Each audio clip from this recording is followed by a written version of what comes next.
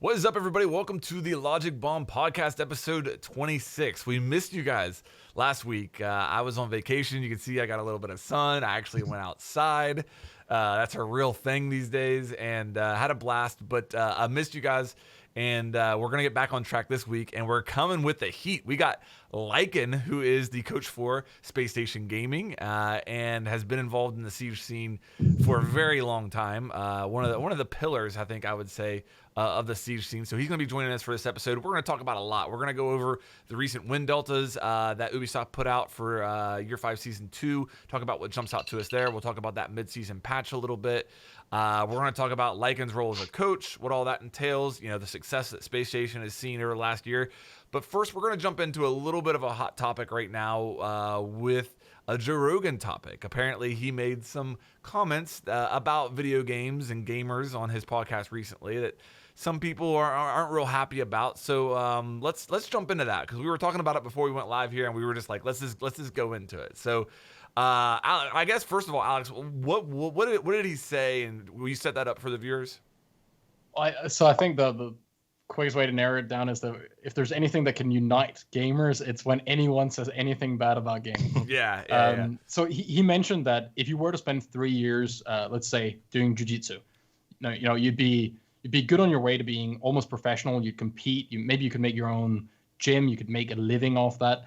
And for most other people, when you look at gaming, it's just a side hobby. You play, and 3 years later, nothing really changed.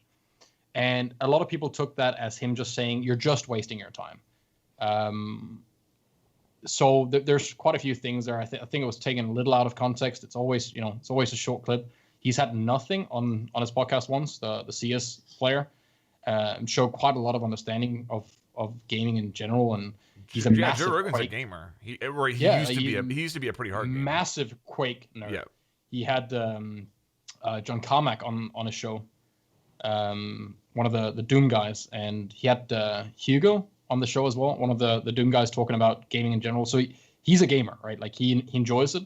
I think the point he tried to make was that for most people, it's not necessarily wasted time, but you're not going to get anything out of it except for the time that you enjoy playing it. And I think that's pretty fair to say. I don't think there's anything wrong with that.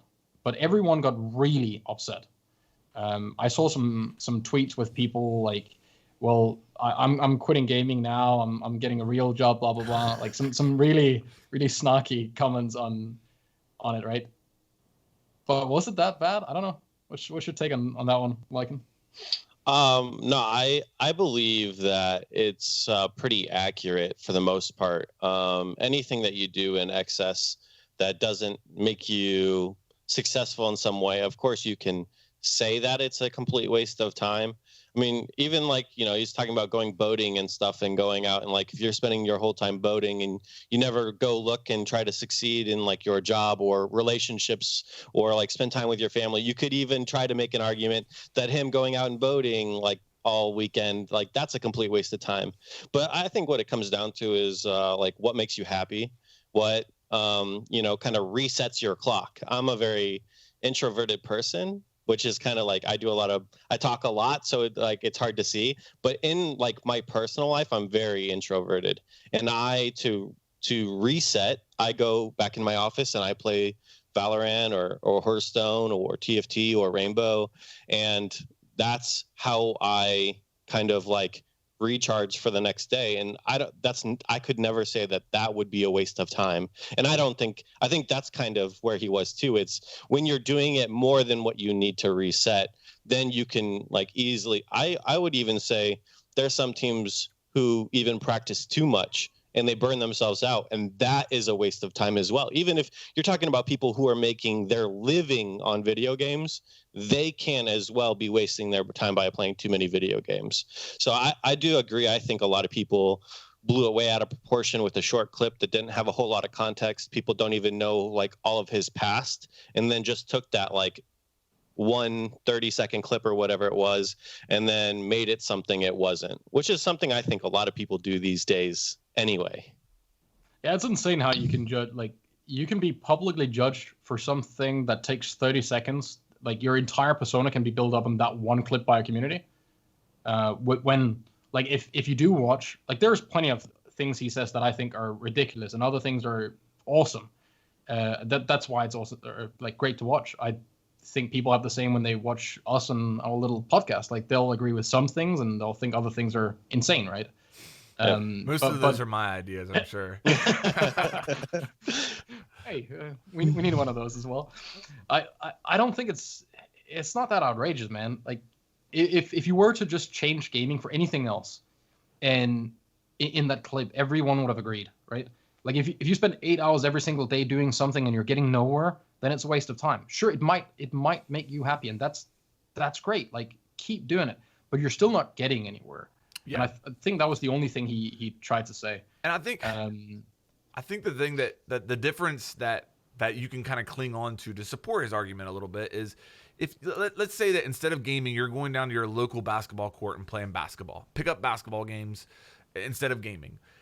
You can always say if you don't turn out to be a professional basketball player, then at least you're getting exercise, you know.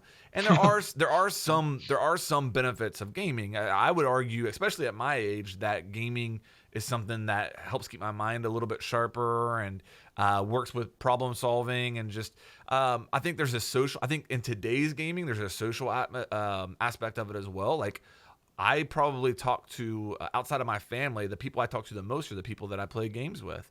So there's that aspect of it as well. But I mean, at the end of the day, the way that I took it is too much of anything is bad for you.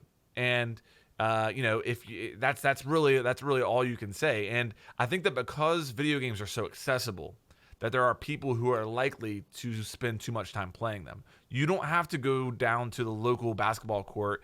You don't have to have a sunny day in order to play video games. You know, you can just go to your living room and start playing video games. And because of how accessible they are, a lot of people do get consumed by them a little bit to the point where maybe it's not healthy. And I agree with what he's saying for the most part when I look at it that way. They did come into it and like it was all talking about the extreme, right? At no point did he mention the guy who goes like plays for a couple of hours, a couple of times a week, or any like it was if you did it all the time. And I mean it's really important that you figure out who you're looking at, because if you're looking at pro players where it's their job, they're just expected to do it the amount of time that you would do a normal athlete job, right? Sure, you live and breathe it. It's your goal. You want to get better. You want to get to the top, so you have to put in a certain amount of effort. Same if you're a coach or a YouTuber or whatever it is. But it's a lot different if you are having a normal everyday job and you're gaming on the side as well. Once gaming starts like interfering with everything else, then I think that's what he tried to point out. If you're getting up late for your job, if you're missing out on family stuff, if your real life friends are disappearing and the only thing that you have is gaming, then maybe there's some reflection to do there. But it's super dangerous topic, because if you mention this, then like you're all of a sudden against gaming, even if you're a gamer saying that. And yeah, that's it's a weird one, man. Yeah, I think it is actually an interesting like piece of advice that people like reach out to me for specifically, either struggling players or like aspiring coaches. They will DM me and say, hey, I need to know like how much do you guys practice? Like, what do you practice? Like, how long do you spend VOD reviewing? And I don't like answering those questions mostly because I don't want to tell you what I do, because it's my thing. But like the easy answer for all of it that I just try to tell them is you have to do as much as you need. Like, if you're struggling or if you are trying to do something new, you need to do more. If you have a good idea and you're comfortable, then you don't have to do as much so you don't burn out. And there's like, you need to know mentally, like, hey, I'm playing like way too much. Like I'm with anything, I'm doing this too much. I need to find something else to do. And you just kind of have to be honest with yourself, which I think is something that's very hard for a lot of people to do in general, is just say, I played the game for 6 hours yesterday. Maybe I should do something different, go outside today, or maybe only spend 2 hours doing it today. When you mentioned that, like the whole burnout in esport, because we've been on this topic a few times. One thing that has always like stood out to me is if you do anything in real life, if you go running, you're going to get tired. Your legs are going to ache. The next day, your body is telling you, don't go running again, man. This is a bad idea. Done too much, right? That doesn't happen with gaming.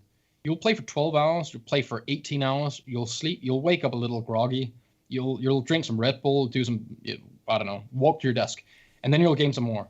And you can keep doing that for a very, very, very long time. But you're burning out. Like your mind is going into the gutter. You're not getting better. And sure, some people will improve, but you're not improving as much as you could if you played half the amount. Yep. And I think that's the one magic pill where everyone comes asking, like, how do I improve?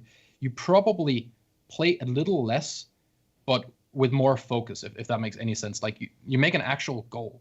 More efficiency. Yeah. Just playing more hours is not going to make you better if you're doing it wrong. And if you aren't seeing improvement and you're just doubling your play sessions, then then you're wasting your time, right? Yes. And you can get into a real rut when it comes to that. Like people they'll wonder why they're stuck in a certain rank, and they'll play 12 hours every single day, but they never do anything different. Every day is the same. Then a year down the line, they're upset. They're not happy with where they're at.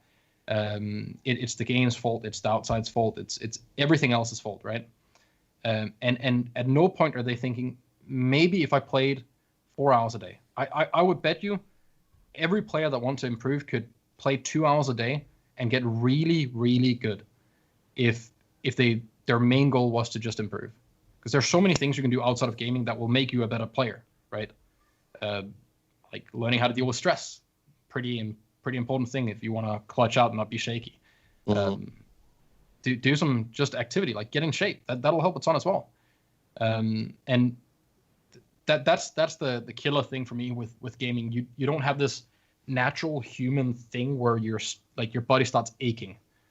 If you play football with the friends, you're gonna get a bloody nose, right? It goes into just behavior online as well. Like, what are you willing to say to the people on the other side? Would you have done the same if it was sport? If they were there? So there's a lot of stuff missing in gaming where all of it is happening in your head, and we're not that good at dealing with it, man. Like even the ones that are kind of like, I think I'm pretty hard to tilt. I still get pissed over a 14-year-old on the internet. Like, how ridiculous is that, right? Yeah. I think there's I can't obviously relate to the competitive burnout like Lycan can, or like both of you can for that matter. But for me, I see it with streaming. Like, and here's how I know that I am getting burnout on streaming or possibly playing the game. The two kind of go hand in hand. It's weird, but yeah. It's like I'll sit down with the intention of hitting go live on OBS, and an hour will go by and I'll still be on Twitter. And I just know that, okay, I'm like putting this off, like, cause sometimes it's not like that. Sometimes it's like I'm like racing down to my desk and I can't wait to go live, and can't wait to get in and play the game, and I can't wait to go in and have fun. But if I'm on like day 4 or 5 in a row of streaming, 3 or 4 hours a day, then I'm starting to just not look forward to it as much. And subconsciously, I'm like delaying it. I don't make the conscious decision to sit down there and delay instead of going live, but it just happens because something just takes my attention away. And that's whenever I know that I'm starting to get burnt out. But I've never honestly felt that way towards playing offline or to making YouTube videos. There's never been a time where I haven't been excited to make a YouTube video. For some reason, it's just streaming affects me more than anything else with the game. I think that's just a live, not judgment, but the fact that your leeway of messing up is really missing, right? You know that if you freak out, like if you smack the table in actual anger, that thing is everywhere. Yeah. And there is no running from it. And I have the same thing. I'm really aware of like when I want to and when I don't want to, and I'm not really hiding it from myself. But I often feel like when I go to sit down, I have the same thing. I'm looking at that go live button, and I feel like, when you're waiting outside the door and you don't really want to go in, you're like, oh, damn. But then you go, might as well get it over with, because after all, like, it's still a job, right? I can't be bitchy about it. I've decided this path, and then I'm gonna show up. That doesn't mean you can't have a bad day at work. The difference is if I did construction now and I had a bad day at work, I could tell the 4 people in my crew to just piss off and leave me alone, right? I could be like all angry over in the corner with a shovel, and everyone that comes there I can just go, oh, fuck off. I can't do that in streaming, right? And then you have X amount of people that are sitting there. They can tell if you're in a bad mood, and oh my god, are they sharks, right? If there's anything that pisses you off, it's like a drop of blood in the water. Oh, yeah. They're swarming in. You can see the ones that don't write in chat like slowly coming out. They're like, oh, let me push the buttons. And while that is some of the charm to it when it's in a positive way, like that is definitely one of the reasons you do it, right? When something nutty happens, there is nothing better than having like 100 people in chat just drop emotes when you hit a sick shot. Yeah. Feels amazing. Like it's like having a crowd cheer for you. That is what it is. Mm-hmm. But it also sucks when you have a crowd boo. Mm-hmm. Yeah. And it's a lot different because the YouTube comments, you can just not read them, or you can go read them when you're in a good mood, right? You choose when. Yeah. Streaming, good luck, man. Like anyone who thinks that's easy, I'd say it's on the same level of stress as like working with people in real life. It's weird, man, because you're just playing a game and it shouldn't really matter, but it really matters. Yeah. I think the burnout there, like it's completely different burnout than the competitive burnout. Because competitive burnout, you're, at least in my view, like you're not meeting your own expectations, and that's what really pisses you off. You aren't seeing the progress that you think. With streaming, it's other people, right? Yeah. It's that's it. You just become a little bit more bitter. Yeah. A lot more bitter. But on the other hand, on the good days, damn, is it great. Yes. Right? Well, it's the same with competitive. Yeah. Good days are, the highs are really high, and the lows are really low. Mm-hmm.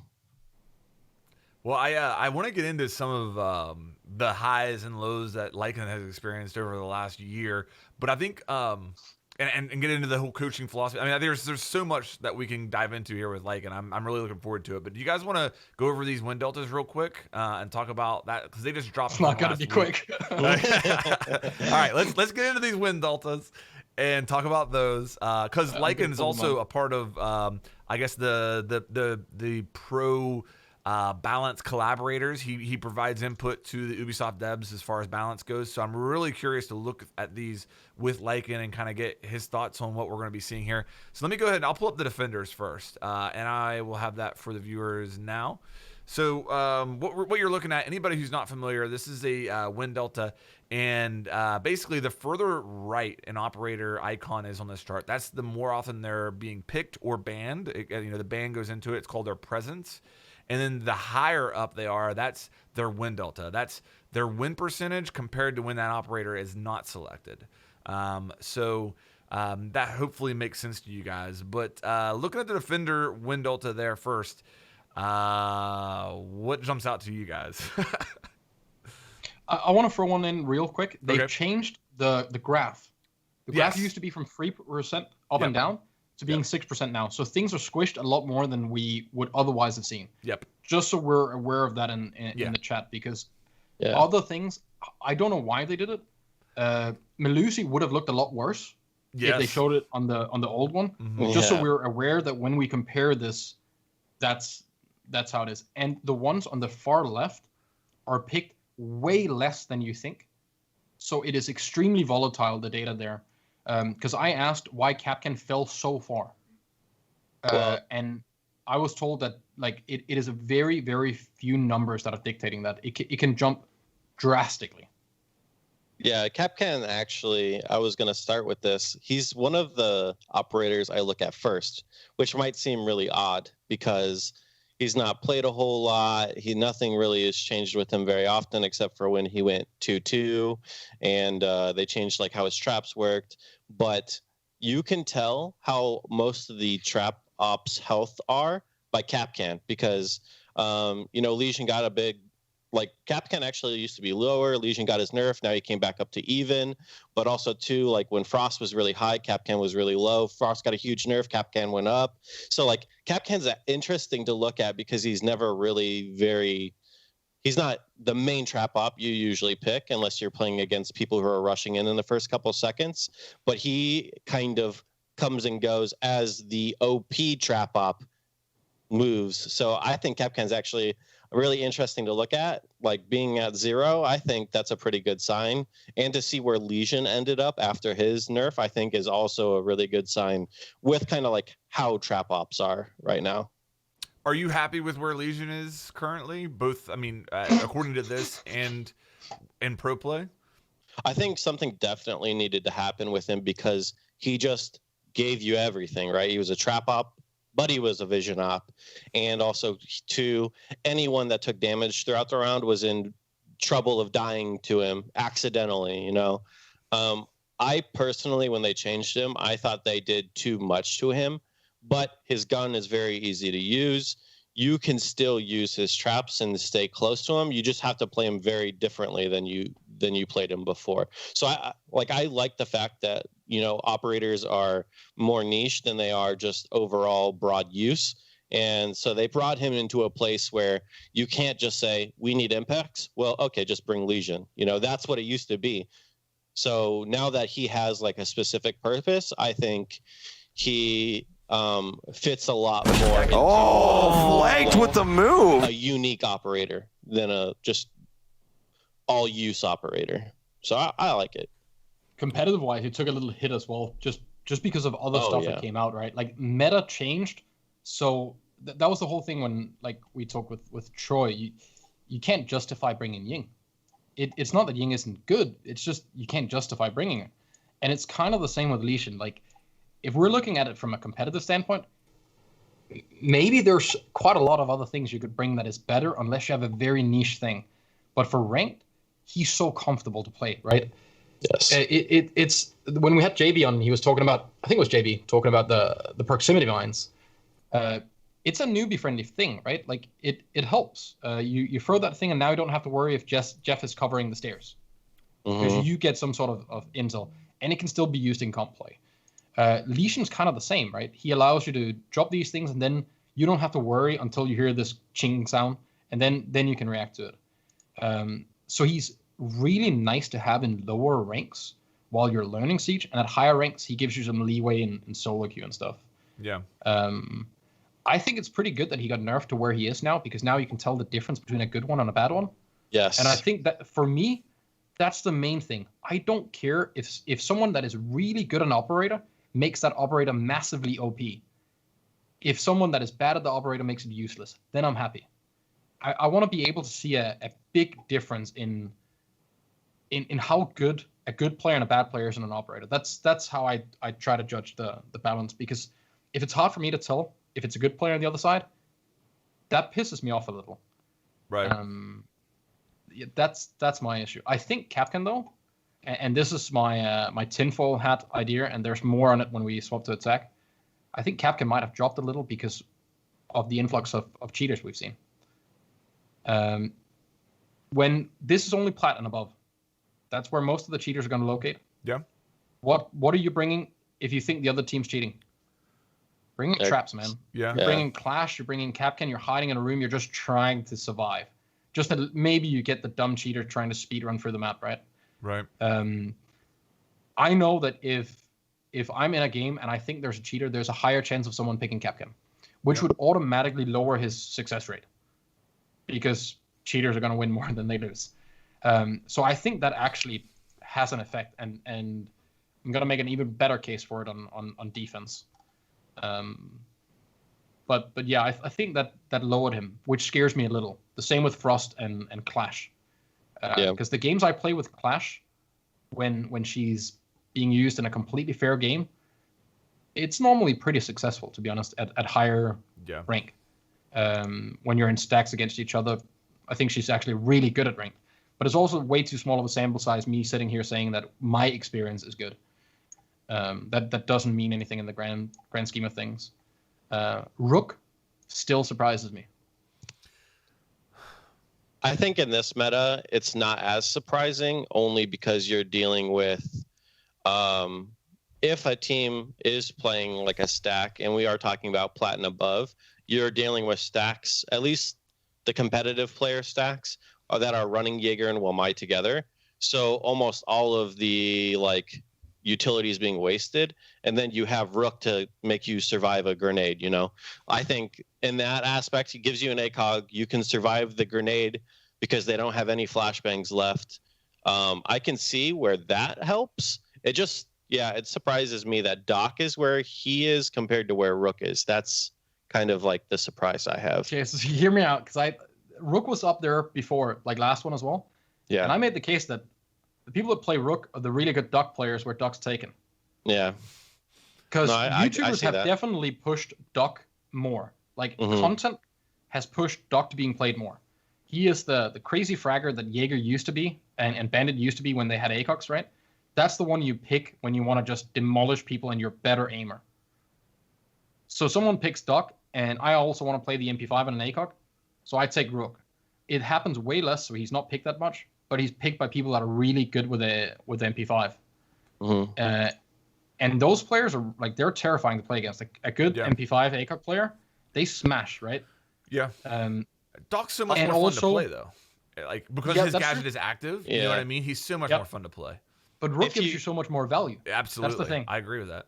If you're playing in a stack that's really working well together and they know how they want their site to be constructed as well, if you got that guy who just selects Doc, you'll probably have someone like me say, no, just pick Rook so we have impacts. Exactly. Because so many people lost their impacts, so many people lost their shotguns in the last couple of updates that it's a big problem for site rotates. So that would be me. I would say, no, don't play Doc, just play Rook. Yeah. We need the impacts. And Echo's banned. Yeah. For anybody who's happening to listen on audio only, when we're referring to Rook, Rook is, by what I'm seeing there, the highest highest rated operator on defense as far as win delta. I know you can't see the graph, but I think that, Malusi coming out of the gates really strong here. Yeah, they're gonna have to do something with her. I've played a lot of Malusi. Anytime that Malusi's not banned, I play her. And I will say that the nerf to her area of effect was significant. It really was. But I don't know. I'm willing to give it more time, but I really think that they're going to have to take a look at giving her gadget giving players another way to deal with her gadget. You can see there she's the second rated operator as far as win delta, and the fourth as far as pick rate or presence. So that's way overpicked too strong. 40mm pistol. Let's go. Done. What do you mean? The grenade launcher pistol. Oh, yeah. The flare gun or whatever. Yeah. I like it. Yeah, I like that idea. Goddamn fix. Done. Yeah. Yep. I think she's weird, man. Part of her problem is that she picked up where Legion got nerfed. Yeah. Yes. And her slow is like a big thing, right? I think that as she gets nerfed, people are still going to be able to use her a Legion-ish way, because still the same gun, right? So that's not even that's straight comparison. And then most of the time when you were Legion, your first 3 to 4 goos were like what was really important, and then the rest of them were just like, end of the round. I need to put them somewhere, Yeah. Unless you're really good. But I think for the overall population that plays Legion, that was it. Like, oh, I have 2 in my pocket. Throw 2 out. And then you kind of did it that way. So you can put, say, for the SSG Clubhouse roam, we used to play with a goo deep into dirt to see when they came in dirt. Whether they stepped on it or shot it, you knew because you could see it. Same thing with her thing. Her things are very loud. The second they get close to them, you'll hear the wub, or you'll hear them destroy it. Then right away, she's a vision up at that point. They're in dirt. So I think that she has a lot of aspects to her that are going to be hard to balance, because she is a trap op that's a vision op at the same time, which I think is really interesting. And she is kind of like a proximity mine operator as well. I have some issue with the proximity mine, because they almost always need to be put in the same spot for a strat, which leads you to being counter stratted, because if you hear the microwave dinging for the pizza rolls, you're like, wait, where was that? Unless it's always in the same spot. Right. So that's the biggest problem with them, is you almost can never adapt with proximity mines in a competitive team because now you're dealing with maybe forgetting where he put it. Now you're like, sound's not always the best. Now you're circling. You're like, where was the prox that was over in the bottom white hall? Like, and for her, that sound is very loud, distinct, and you know where it is. So it's better, and I think she's going to be a difficult operator to come into balance because of all the stuff that she can bring like that. She's also an operator that people really enjoy playing because of the high fire rate, easy to use gun, and she's a 3-speed, right, with nitro cell and impacts. So it's not like she has all this utility on an operator where you're like, I have to bring the UMP to bring this utility. I'm not sure that it's going to be on a 2-speed. I don't really know if I want to play this. It's an operator that people are going to want to play, which means that her presence is always going to be high. That's another factor there. It's so hard because we have to take into consideration comp play and casual or the rest of the world. Because for comp, like you're saying, you can put it in dirt. Yeah, but now you also open yourself up for that being Twitch drone and them walking down there and you having no idea, right? Sure. Like you can fall into some pretty naughty traps if you start relying on it. The same with the beep beep, the proximity thing. It's so difficult to tell where it's coming from because of the tone. If it was like white noise tone or something, you'd be able to tell directionally where it is. But that beep beep tone is like the hardest thing for a human to figure out where it is, right? Yes. It is so difficult. There's a reason that ambulances have a certain tone or like ringtones have a certain way of changing frequencies. That proximity thing just goes beep. Like, good luck. Figure out where spinning. that is, right? Yeah. You have no idea. But with her, for comp play, I think you have your list of things you need to remove. And she will replace something and you will need to remove them. And it will push the meta to bringing more things that go boom or bringing Twitch. We've already seen Twitch actually kind of rise a little bit again now, which I really like. Like the Apex scene, we saw 3 ADSs and a Meister cam get clapped by one Twitch drone in like no time. Sure, that it's a lot of what ifs and things could have gone different. But if Melusi starts becoming this like normal thing, then Cali, Twitch, Thatcher, if people stop banning him, we'll start having some impact there. In ranked or casual play, I think the problem with her is that she is better at doing what Lycan did well. And as you say, like you put your first 3 ones down, the whole I can conceive the whole thing with Lycan being annoying, that he can kill you, that you die to goo mines, all that. I can throw all of that away. That's fine. I still think she would be better, even against old Lycan. Because I can single-handedly remove the goo mines. If I'm extra aware, if I'm playing laser, I can see the goo mines super easily when I'm like moving around on the ground. You can even see it with your white crosshair changes the look a bit, right? With Melusi, I'll see it, and then I have 2 options: go somewhere else, or make a really loud noise. And I think that will win more rounds than a goo mine will. It was rare seeing people die to goo mines unless they were going to die anyway. Yeah. Right? People at 5 HP, and then we're all sitting there hindsighted and going, I could definitely have clutched that. There was 3 people alive in 6 seconds. Right. If it wasn't for Lycan, I would have won that round. We all know that, right? Whereas with her, if I don't have something to destroy it, it is unlikely that I can move over there to punch it, right? Because people will argue that Maven Sledge isn't a straight counter to Maestro, because you can put Maestro cameras in a place where going there is death. That's the same with her, even though you can melee it. If they could make some sort of, I don't know, thing on it where you have to shoot all the corners, or I don't know, some sequence or a shield that you can break with bullets, so I can do it from range. I'll give away my position, but at least I can plan for it. That would help, or make them so that you have to choose when they're active, right? You can activate one of the 3, and you pull up your camera and you can go through that. Just get some of the automation away from it.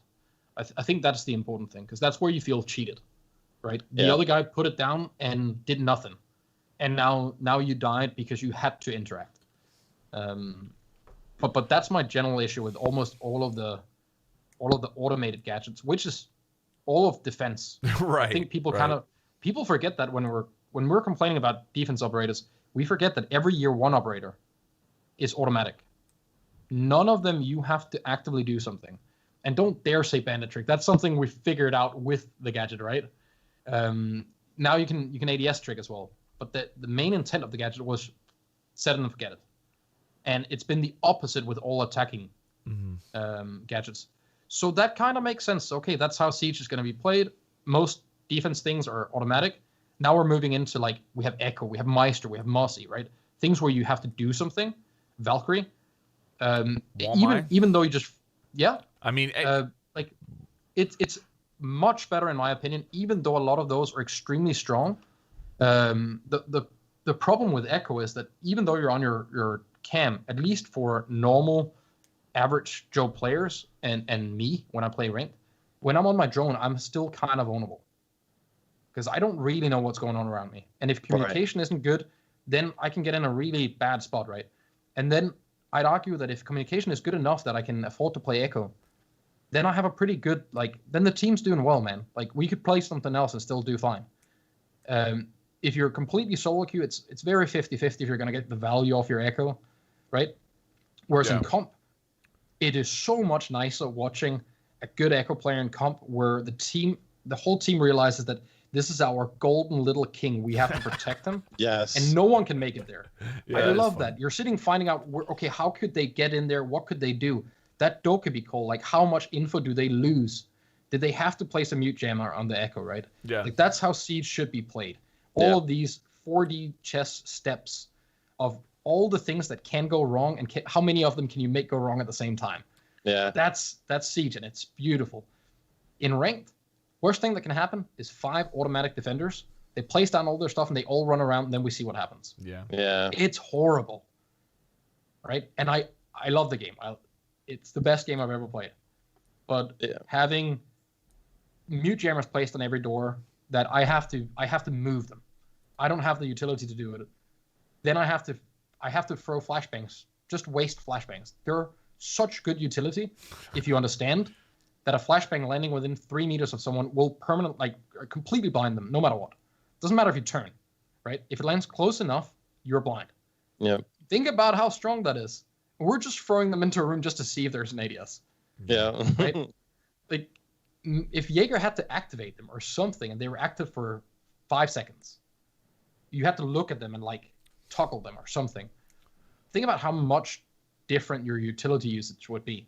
Speaking of Jager, let's go there. Let's go there because I know you guys. I know he's hard to see on the wind delta there, but if you look all the way to the far right of the screen, you'll see Jager's operator icon there. He has a presence of over 90% and is still positive in wind delta as well. Clearly, okay. Well, let's start there. Is Jager a problem? You want to take this one first? Go ahead, Lycan. I want to hear your thoughts on it. I want to let you do it. I want to cool down on this one. I personally, I like the conversation about like place it and then you can forget it and like how that's a problem. I get that in like the ecosystem of the game. I personally don't think that Jager is a problem. I think that he's like overshown here because he's, like we said, very easy to use. You put it down in the beginning, and your team is constructed of probably two site players, one guy that's hanging around close, and then probably one guy that's very deep away, hopefully working with someone else. Who knows like what your rank stack looks like, right? What rank do you play in? There's usually one guy on site and 4 guys roaming. That's what rank I'm usually playing. Heat, and then I'm That's it. I'm hanging around saying, guys, come back. No, but I think that he's played so much and given so much attention because he's someone with a great gun that can literally put down utility that's extremely valuable. Probably one of the most valuable utility pieces in the whole game. And then he can get out and do whatever he needs to do to try to win you the round. I think that is why he's played so much. I think a 1%, like, at the end of the day, isn't honestly that big of a deal. We're not sitting here talking about like what do we need to fix about alibi or anything, right? So at the end of the day, I think a lot of people are annoyed about the fact that you just see him so much and everyone wants the game to be versatile and unique and reasons to bring other things, but hey, you always need a Jager. And I think that kind of rubs people the wrong way. I do think that there's probably things that you could do to him to bring him back playable, but I also don't. I think because his utility is so easy to use, I think it's very easy to change it, and then he tanks, and he's somewhere around the -2, -3 because of what you did instead. I think the activity thing is like an interesting thing that you could bring in for Jaeger, but I think it would tank him because people do use him as a roamer, and then no, your roamer dies. Now you don't have those at all, because he's not there alive to activate him. So where I see where a lot of people have problems with Jaeger and where he is, I actually think it's fine, because I do agree, with all the utility that attackers have, you have to bring him. You just have to. And I don't see how you don't. I think I completely agree, except for you have to bring him. I'm even fine with keeping him the way he is. I don't think he's a problem. I think it's completely fine to have operators that really are out there, because he doesn't feel like he's destroying things. I think my problem is that we have this. I made this angry tweet about I'm confused how everyone thinks that Jaeger is necessary. Because you have 3 ADSs, and for 99% of players in Siege, we're going to place them, and they're going to get some sort of value. But if I place a deployable shield in a good spot, that still has to be blown up.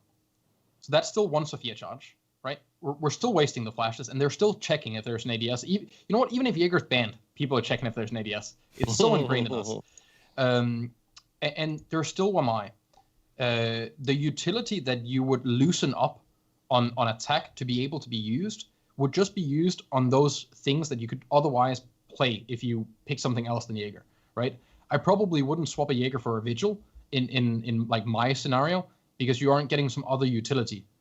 But at the end of the day, he's there to change three of his utility for 6 other utility, right?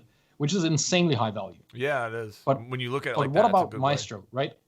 I could put a Maestro cam that could sap off drones and also get intel. So it's basically a much, much stronger and bigger mute jammer if I was to run him instead.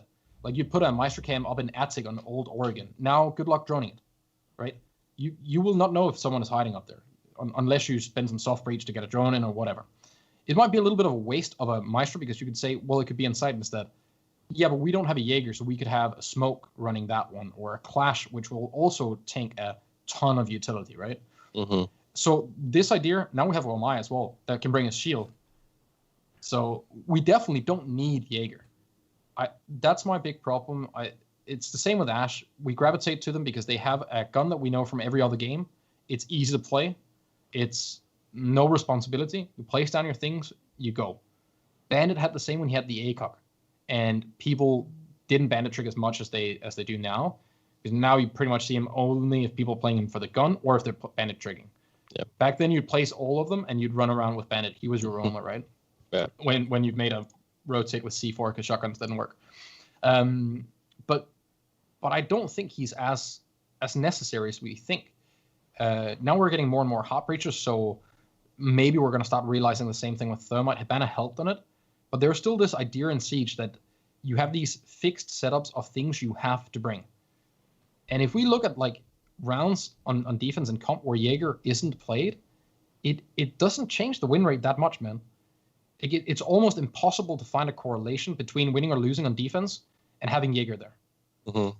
And at some point, the meta's probably going to shift in some sort of way where other things are going to be run. And you're either going to do way more roaming and block drones or whatever, right? We saw the whole Mute Mozzie. Or maybe we're going to see some sort of crazy bunker stuff where everyone wants Rook over Jaeger because of vertical play and finding the beams or something. I don't know. He's okay with staying there because we've managed to deal with him for this long without it being a real issue. Mm-hmm. Right? He got that nerf, and nothing's changed to make him better. We're in a meta right now where you really benefit from bringing him because we want to keep. Let me go a little bit of a different direction with Jaeger, because I do think he's a problem where he's at currently, but it's not a problem with an overpicked or overpowered opera in the traditional sense. My problem with Jaeger is I feel like Jaeger is gatekeeping the meta of Rainbow Six Siege. Here's what I mean, and this is partly by a design flaw, I would almost call it, but Attackers, they're fun toys to play with, for the most part, are projectiles. And we have this operator on defense who has a 90% pick rate that deletes projectiles. And that, it just, like I said, I feel like he's gatekeeping the meta. And when he doesn't exist, it just opens up a whole different slew of possibilities within the game, both in ranked and in comp. Perfect example would be the DZ Sonics match the other night. One of the most exciting matches I've watched in a while. It had a Jager ban. We saw some really cool stuff, I thought. I mean, we saw Ying being brought by Met. I mean, he plays a lot of operators, but I thought it was really interesting to watch. And maybe it was, because of the Jager ban, could have been because of Nomad ban. Alex, you mentioned in your stream the other day, it was, some exterior play. I think there's a lot of factors that go into that. But I mean, bringing it back to Jager, I just feel like a couple things. One, I think looking back on it, the devs should have probably tried to develop operators who had gadgets that weren't projectiles. What if we would have had some type of EMP drone or maybe, I mean, as ridiculous as this sounds, another crossbow operator? I mean, what if it's an EMP crossbow, that Jaeger's ADSs don't interact with? And now that bumps Wamai up and also, takes away from Jaeger a little bit. I'm just, like, that's just throwing two things off the top of my head as far as using drones and crossbows. But I think that we've gotten into a point over time with Siege where attackers get projectiles that do something and defenders have Jaeger. And I just wish that we could get out of that. Wait, what? What if so the DMRs aren't played that much? I just want to know, is this completely like, am I brain dead, or could this maybe be fun? What if DMRs, they got buffed to be able to open hatches now, 6 shots, right? Yes. That's really good. Yes. And we really aren't seeing enough of them, unless it's on Dokkaebi because you're forced to. What if DMRs could break certain gadgets? Malusis, Meister cams, 6 shots, whatever, 10 shots, I don't care. But you make some sort of weapon. Maybe it should be an operator, but where you can't protect it with an WMI or an ADS, and you have to give up something to bring this, right? You're giving up, like, let's say Twitch's F2, and you still have to be in the position to actually shoot it. So you have to have line of sight. Now we can start thinking about, well, you could block that with a deployable shield. You can do this and this, but that drastically changes some of the issues you have now. Yep. Like Garage Consulate, you put your Meister cams down, and then you set 3 ADSs, and you have one Maya playing behind a deployable in a pipe, just throwing them out over and over and over again. You're never destroying those Meister cams because Thatcher's banned. No one's playing Twitch, and you're never getting a Sophia charge or a Sophia in there ever, and you only have 2. So you mess up once, now you're out of luck, man. Like, one of them is gonna stay. You're trying to smoke the plant, can't do it, man. You're spotted, counter smoked, C4, done, over with. You know you're losing that round the second your first Sophia charge gets taken. You're sitting there thinking, we have 2 options now. Either we're going from the other side, which is really, like, way too late. Yeah. It's probably, and they'll know, right? They'll see us all leave. Or we hope that we can gun out in some hectic firefight and maybe win. But what if I chose to bring an operator with a DMR, or maybe you had an attachment that you put on a weapon instead of a muzzle brake or something that made your gun able to do damage to gadgets? Maybe it would be at the change of damage to players. So an operator you could break deployable shields. You got like fragmentation ammo or something that would do damage to shields, but it would do much less damage to players. Just some sort of interaction where I give, like, I think that's my spiel. I am willing to give up a lot of utility and a lot of strength in gunfighting on attack for a trade of being the old school thermite that is waiting outside and just does his job. Yeah. Right? We don't really have that being used anymore. Kelly is kinda, like, she can kinda do some of it, right? She can do some long line of sights and the lands to deal with some of the things, but they're so easy to get by. If I had to sit there and it would force me to reload, like an old M1 Garand where you put the grenade on the front, right? And it's basically what happens with Ash and Sophia. You change a gadget and now you're kind of stuck. If you get peeked here, you're dead. Mm-hmm. If I had this meh DMR with a specific muzzle brake on or specific ammunition or something, where I have to hit 5 or 10 shots on a deployable shield, but then it'll break. They'll know I'm there. There'll be an interaction. People will try and fight it. But at least I don't feel like on attack that I am forced to pick X amount of operators just to be able to get one shield removed. Yeah, this is something I meant to bring up when you were talking about Melusi, and it's something that we've like talked around a lot about. And this is like a big idea that Shoss has, was that if you were to shoot like 2 magazines worth of ammunition, and in my idea, I don't think magazines really work. You have to do some sort of HP. So I joked like, what if the Melusis had like Year 1, Season 2 Blackbeard shield worth of HP, where you had to turn the corner and just unload near your whole magazine into the Melusi to break it, and then it breaks. And like you were talking about, now they know you're there. So you do get some sort of information out of it. And at the same time, if you're in a 1v3, they have a Melusi and you are an IQ, like you're looking like, man, the round's over. I can't do anything about all this stuff that's up. But now, like, if you have something like that, you have a chance. Right. Yeah. So actually hit two birds with one stone on that one, and then lower the magazine or the ammo capacity. Yes, which is a Take huge 2 mags away I've and then had. do this, because everyone's running around now shooting left and right, and the whole thing with one-shot headshot through walls, that would be a lot different if you didn't feel like spraying every single wall you saw. Yeah. Remove 2 mags from everyone. Done. I don't think people realize how big of a nerf. What not was even the nerf, thought process with increasing it? Because it wasn't always this way. They buffed it significantly at one point a ways back. What was the thought process? They changed how barricades work, because a long time ago, barricades had a big problem with you couldn't 2-punch, or a piece of wood would get stuck in, or whatever the case. So they changed how barricades worked. So because of that, it took more ammunition to drop the barricade. So they gave everyone more ammo. That's kind of how it was.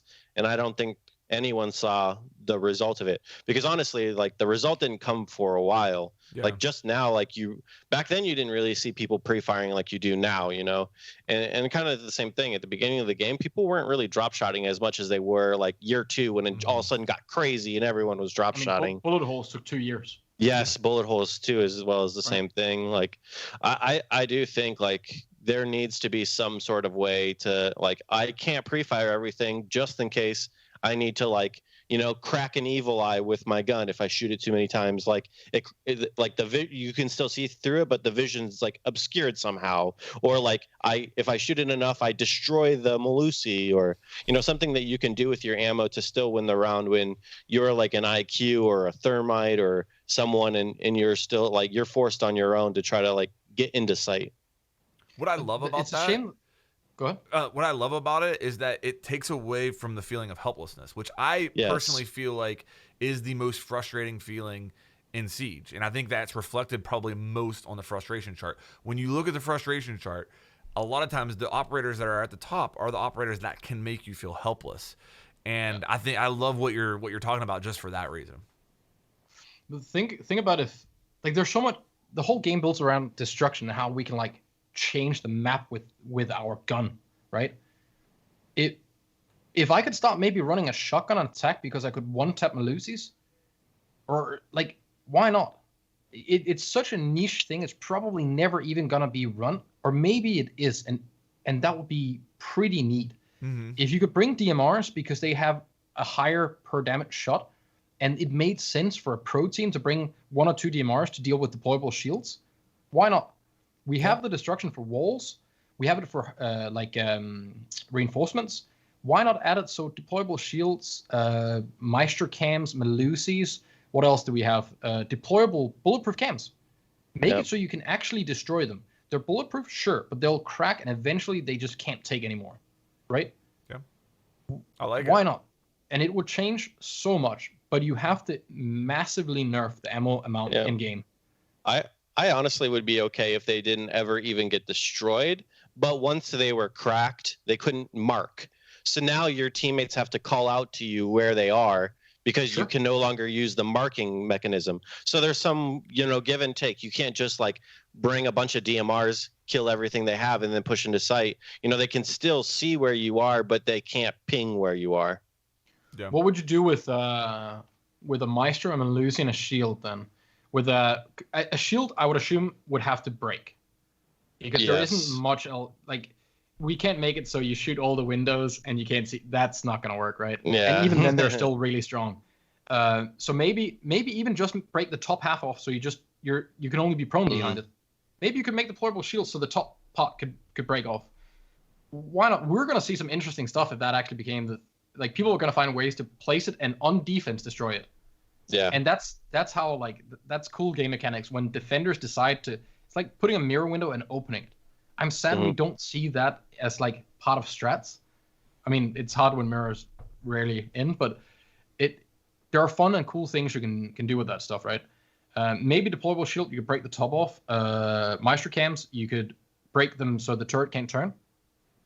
I like and that. Can't mark. Yeah. It'd probably be needed to not be able to mark because otherwise you just place them straight looking at Right. sight, right? And you wouldn't get any value off it. That could be kind of interesting. And then Melusi's, I don't know what they would do with that. Make it so it just had like half of the effect or a tenth of the effect or something, right? If you don't want to make it so they break.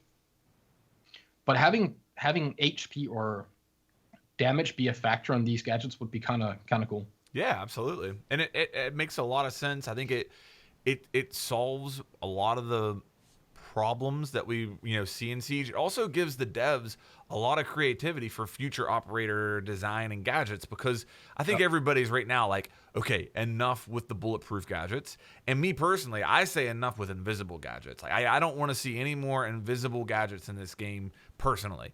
But if we start getting creative with how to deal with stuff like this, I think it gives a lot more flexibility to them. You guys want to move over? Before we move over to the attackers, okay, I gotta call out my girl Valkyrie here. She's if you look at that win delta, she's really overpicked. Too strong there. I mean, come on now. At what point are we gonna say that we gotta do? I'm joking, kind of. Everybody knows I hate Valkyrie. Okay, I hate her, but I recognize it's a personal thing. Although she's in that dangerous territory where you would start having to think about something, right? Yeah, I think this goes along a lot of like kind of how Zoronic was explaining Jaeger and how people just pick him, but there could be other things that you could bring instead of Jaeger. Valkyrie is a very good example, right? The one downside that Jaeger has is the fact that he puts all his gadgets down. Now he goes on the roam, but he's going on the roam with no vision. He literally has to create all of his own gunfights and he has to generate all of his own kills through peeking. And that is what I think limits his win delta so much, is the fact that you can die a lot with Jaeger because you kind of have to, unless someone's bringing Valkyrie for you, everything that you're doing, you're peeking on your own. And Valkyrie is basically way better than Jaeger at the roam game because she can put vision where she needs it. And now not only is she your roamer, but she now is generating her own kills. If she's placing cams for herself, of course, she can put cams close to sight as well. But that's where she's just like the jack of all trades. She's your roamer. She's a deagle. She can make some holes before she leaves. She can put cams anywhere she wants. She can change them at any time. And also, too, with the meta, it's really hard to bring IQ all the time. That her cams are even stronger now. I think that she's just like kind of right now what everyone's idea of is just the perfect roamer. C4, kind of gun, kind of stinks, but everything else is just like so perfect. I mean, and the people that bring IQ right now are bringing IQ for the G8. Yes, they're not using it. So it is weird. I have never seen IQ played as much as she's played now in ranked, and I've never seen the gadget be out as rarely as it is now. Yeah. Because before, when people picked IQ, the intent was to use the gadget. Right. Now the intent is to be a gunfighter. Yeah. And you're entry fragging with IQ, and you're requesting, yo, IQ, can you come? Like, they have a Valk. We know they threw like 15 cameras out over here in the corner. Can you come help? IQ's dead. She's like, I got one on site. Oh, okay, nice. Nice. Yeah. And I mean, Valk she's a better roamer than Jaeger also because she doesn't have to worry about if there's nades being thrown at her because she'll see them, like she'll see the players coming, right? Yeah. She knows how many are there, what operators they are. That matters quite a lot in a gunfight, knowing like what are you actually up against? Are you gonna get Sophia concussed, or is there a Monty pushing from another side, or what's going on? And if you're an absolute monkey player and you throw all your 3 cams and jump out and you get a kill, you have insane value because you can sit on your cams, and even if you're spotting every single person, you are flagging what operators they're being played, where they're coming from. Like, just knowing the direction that the attack is spawned Yes. wins you 30 seconds straight off the bat. Yep. Right? And most people right now will kill default cams before you get to spot anything.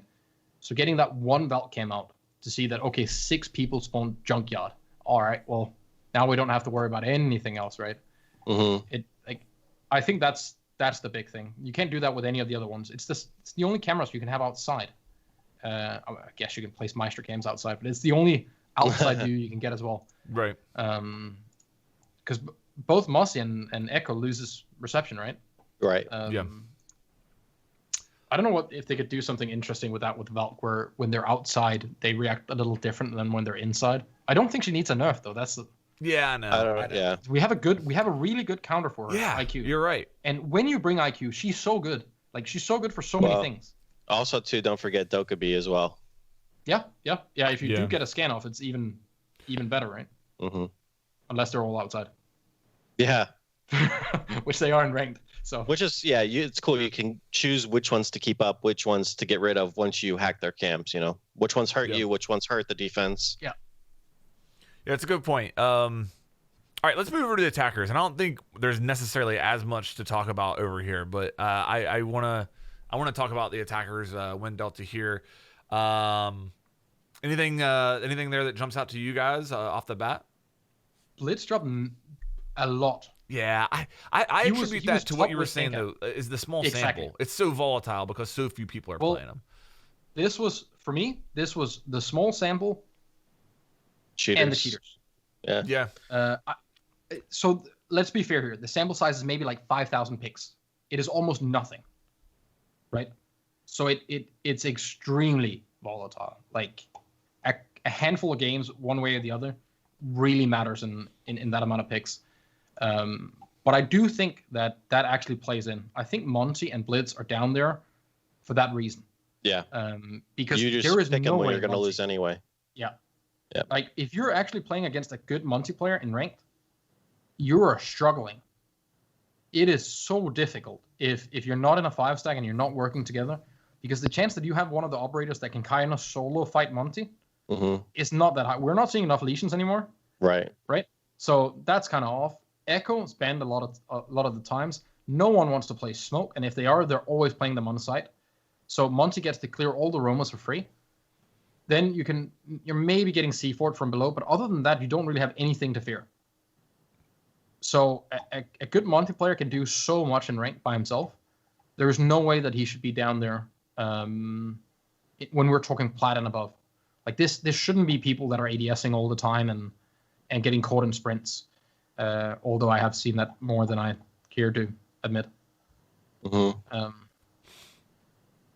When I look at that, the thing that jumps out to me, first of all, Ace coming out the gate very strong. I'd actually like to get your opinion on that a little bit, Lycan, because when Ace was released, you were very vocal that you think 2 seconds that you were very vocal in the fact that you felt like Ace is too strong. But I'll let you characterize what you were saying there. Sure. But I mean, what do you think whenever you see this represented on the Win Delta now? It's pretty much exactly what I expected. I actually am confused why it's not moved to the right more. With just, there's no reason. I mean, most of the time you pair him probably with Thermite, but other than that, maybe even Habana too. But most of the time you should be bringing him, and that's mostly because he can be your smoke operator if he's not even your hard breach operator, which I know he is a hard breach operator, but you can use him technically too as well for shields, or if they are bringing the Malusi or whatever. There are other ways that you can use him that's not only just for your hard breach, which I think is like really convenient that he's right there with Zoph and Ash, right? Like all three of those like kind of like projectile, throw, destroy kind of operators, but where he beats those two, as far as like if you're talking about your second support player who's like your sometimes Habana player for competitive, or like if you don't need 2 hard breaches, we'll play something else. Ace is perfect for that role and will I think once available in comp, that person will almost always play Ace over anything else because of the fact that he brings smokes and he can destroy any utility, and he's usually close to your hard breach planter. And then, he can open up any line of sights as he wants at will. And I think some things that I talked about when I tweeted initially is, goodbye to the cocktail wall on Coastline. That thing's open. That thing's open unless you have some way to deal with that. Or, goodbye to triple wall garages, boxes kind of thing. Also, too, if you're thinking about Canal, he can throw on the Canal perch. He can throw 2 on one window side and throw 1 on the other window side. And now that whole server wall, server room now becomes really open. And where I think Canal, where you almost could never attack that, it's really easy to see with Ace, you can kind of do that. And you don't even have to worry about the hard breach. You bring another hard breach to get the box open. And so I think, and I haven't even mentioned his gun yet. He has the best gun in the game. And I don't think so that's nice. And I think without the Russian sight on it, that gun yes. somehow became better, yes. Insanely better. And I just think what he offers just needs to be kind of honed back a little bit. Either make it so he only can throw 1 every 3 or 4 seconds, or something to that effect where he can't all of a sudden just destroy your sight. I think he will open up the meta to being quicker than it is, which is nice because I know a lot of people complain about the 20-second meta. And I know Chalet's way out of the meta now, but if you just think about if you're doing a wine take, and all of a sudden you throw 2 on the wine cellar and 1 on the front side, and all of a sudden, or even 2 on the front side, 1 on wine cellar, the whole wine cellar is now open and the defenders are hiding in corners. And who cares about what other utilities there? They can't go anywhere. Just go plant in the corner. Is that bad? No, that's what I said. It does open up for a different meta, which I do think is okay. I just don't think it should happen as fast as it does. I think that I like where he is. I think it's cool that, it takes 2 to open up a hatch, so it's very taxing. He can't do everything better than everyone. He has a place. My only problem is that the smokes, I think, make him a problem because there's no reason not to bring him. Like I said, as your second hard breach, because a map like Bank, that's also out of the meta, but think about Bank. Bank used to be super strong for Hibana. You can just bring Hibana Ace. No, you're talking about or even now you can if you get the wall open, your plant wall. You can get 3 hatches and your plant wall. That's the big thing. Yes, exactly. Right? And then, anything where it's a strong thermite site or something like Cafe, bring Cafe Ace. And any problems you run into, if say they're reading site and you're damn, we don't really have to get a whole lot of walls here. Okay, well, use Ace for shields and Evil Eyes or Malusi's, or he's still you can bring him and it won't ever be a problem for you. This is the dangerous thing though, because now we're sitting. So I know you don't think he's he's an issue, but if people were to try and nerf Ace right now, let's just remember the meta that people are at least saying we're in. Right. Too many shields we can't remove. Attackers don't have enough time. Let's have it play out and see, because I think you're 100% right. He is a good heart breacher as a second heart breacher. I do not think he will take over and become a main one. I agree. There are too many things that can go south.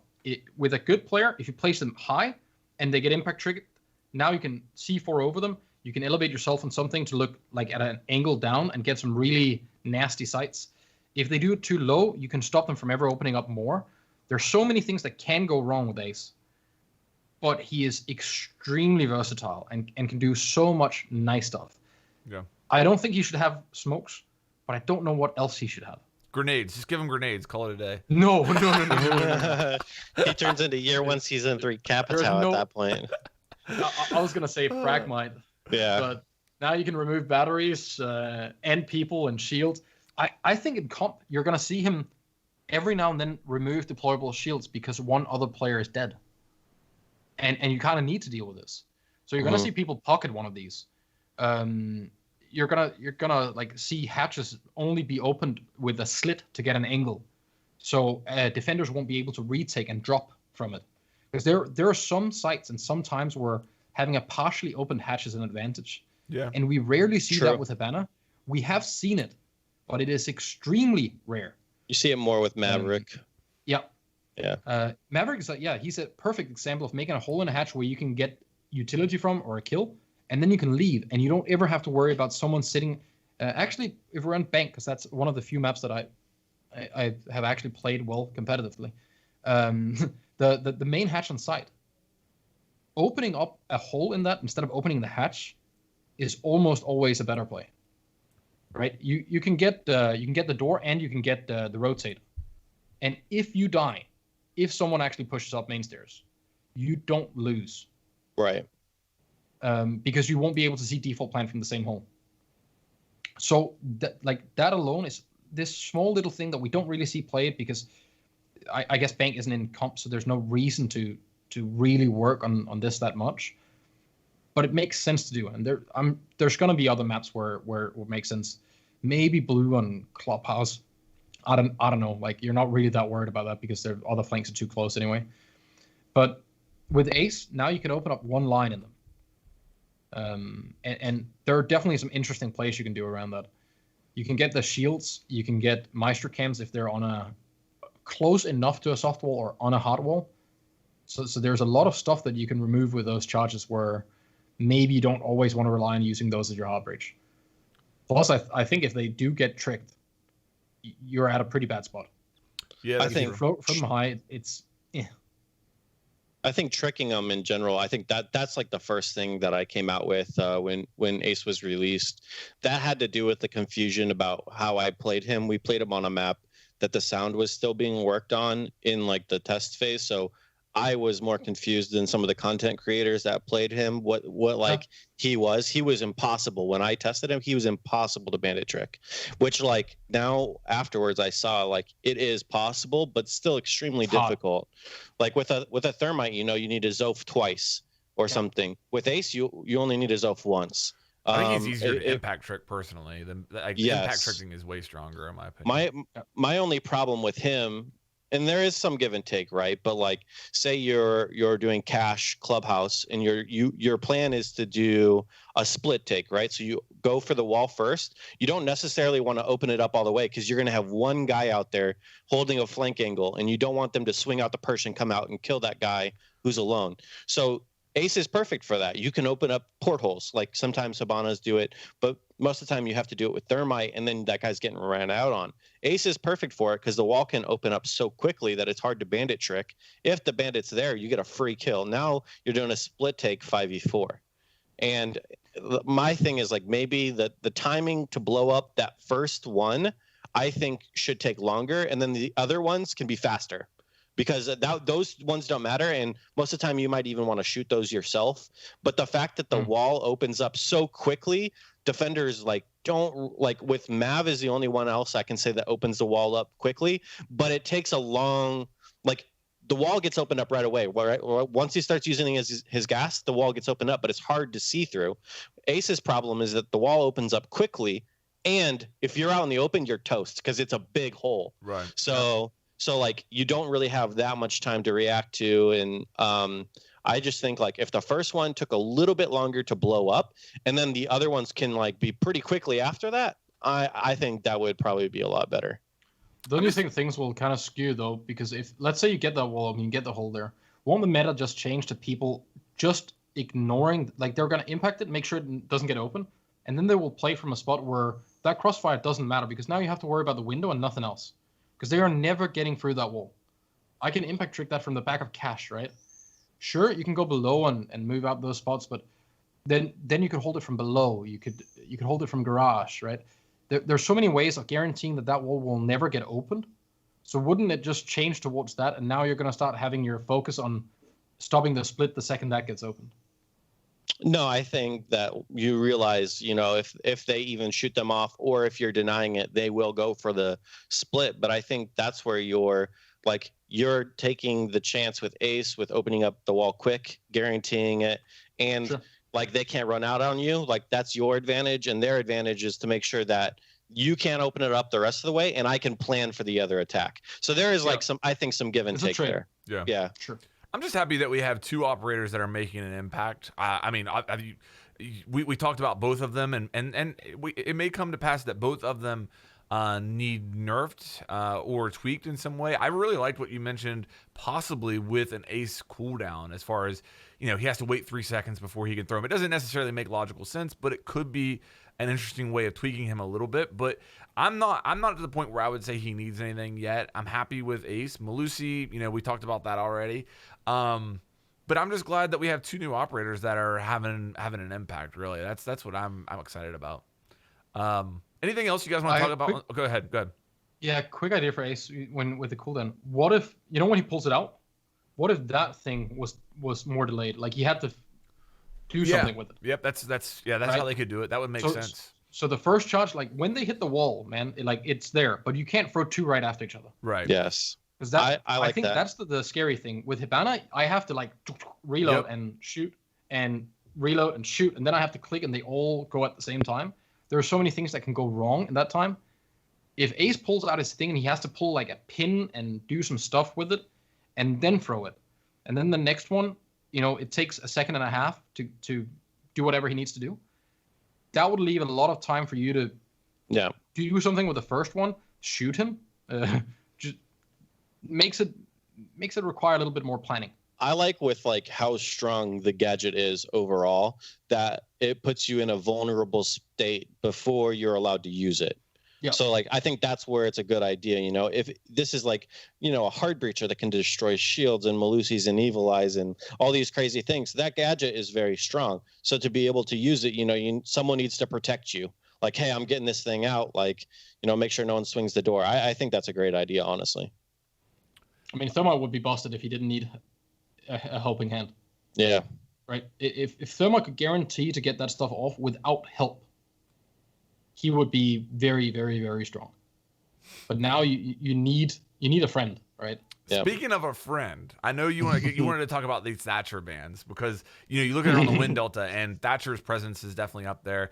I've been talking about it recently, like I said in a recent video, like, and I play at high plet levels, and even in my stack, I will 100% say if we ban Thatcher, we probably don't do anything to actually benefit from it. Like we're just banning Thatcher, you know, we're like, oh hey, we're on Clubhouse, let's ban Thatcher because that's the cool thing to do. But do we actually do anything? So the Thatcher bans, you know, it's been talked about as a possible thing in Pro League. It's very common, you know, why are pros complaining about a 20-second meta but yet banning Thatcher all the time? Can you explain that there to us, Lycan, or do you have any thoughts on it? Yeah, no, I mean, Thatcher, when another team has a Thatcher, they control the pace a lot more than you do because they can control in literally a second what just like changes on the map. So like a lot of time, let's take Pixel for example on Cafe, right? A lot of teams will put a shield there. They'll throw like 2 or 3 ADSs, Wamais, whatever, are guarding that shield. That shield isn't meant to necessarily win them the round. That shield is to slow down the time and help them figure out where you're coming from. If you're getting rid of that shield, you're not doing a cocktail take. It's very clear. Like you are trying to take piano, right? So like that cues you in. Okay, so I'm an attacker. Reading's most likely going to be safe here. I can like hang down and roam and like hold on to my C4 and be a little bit safe over on the other side of the map because I know they are very focused on getting their Ashe and their Zoph and their Nomad to be able to like gang up and throw all of their utility. I can kind of hang out and be safe there. It's not necessarily because like Thatcher is so like it's not because they don't want the EMP or whatever to go off. It helps you control the pace while you're on defense. Now you can say, well, if you don't want that pace controlled, why would you ever ban it? But I think that's up for the team who's most likely supposed to lose the match, not to ban it, and then hope that the team that's supposed to win not ban it as well, right? It makes no sense to me when I see a team who's an underdog team ban Thatcher. I'm like, what are you doing? You're literally playing into their game. Like you're letting them set the pace, but you're not supposed to win this game. It makes no sense. That's giving the Nuggets away here. Well, no, that's fine because we just ban Thatcher all the time anyway. I think, and it's along the lines of some other people that talk about it. I know Super talks about it a lot as well. Is Thatcher's so useful, but like at the same time he's so annoying. So you just like kind of have to get rid of it in a lot of cases. And I think our play style is so outplayed that people know kind of like what we're going to do anyway with a lot of our bans, and it's not up to us to change something. It's up to you to change something to beat us. And I think that's like the really confusing thing about ranked players too, is I don't play ranked that often anymore, but when I do play, and I'm playing usually only with a full stack of my guys, and we get into a game and a team bans Thatcher against us, my first thing, I get so frustrated. I'm like, do these guys honestly think they can deal with a Thatcher ban better than us? Like, do these guys have any clue what they're doing? Like, it makes no sense to me. I'm like, we can outclass you playing without Thatcher more than you can do it to us. Why are you're just doing this because you see it, not because you know what to do with it. And if anything, they should have it on the table so they can beat what we're doing. And I think that the Thatcher thing is ridiculous. It got way out of hand. We honestly started. Great tweet, man. If these punks will just stop banning Thatcher, right? Yes, just come at us.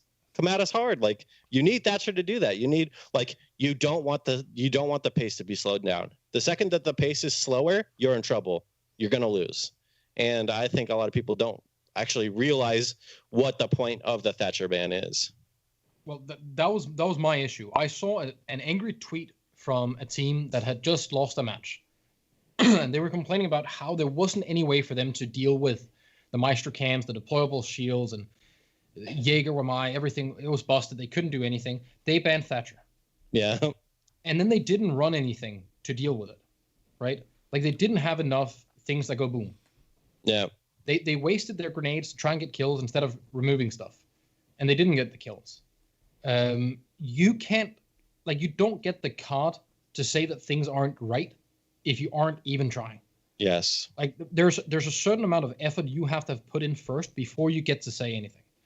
Even if you, like, I don't care if you're pro or if you're the best team in the world, you need to show that you have tried these things at least before we say this can't work or this isn't a thing.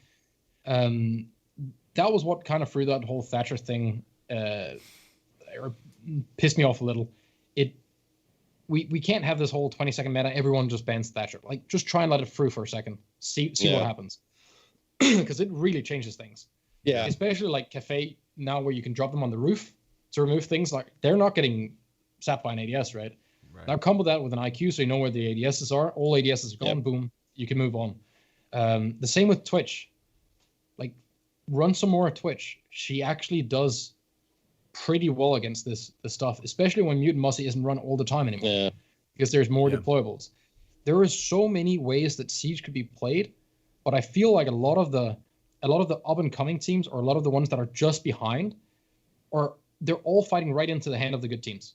Like, they're looking at what the good ones are doing and then going, we are doing the stuff we have seen before, and then we're trying to do that against the good teams. No one thinks, you know what? This whole idea of how Siege has to be played, let's throw that entire thing out and then see what we can do to disrupt this setup that the best team is playing. Make that your goal. Beat the best team. If you can beat them, well, then you figured out some sort of way of dealing with things, right? And I just like to see that tested a bit more instead of everyone trying to catch up.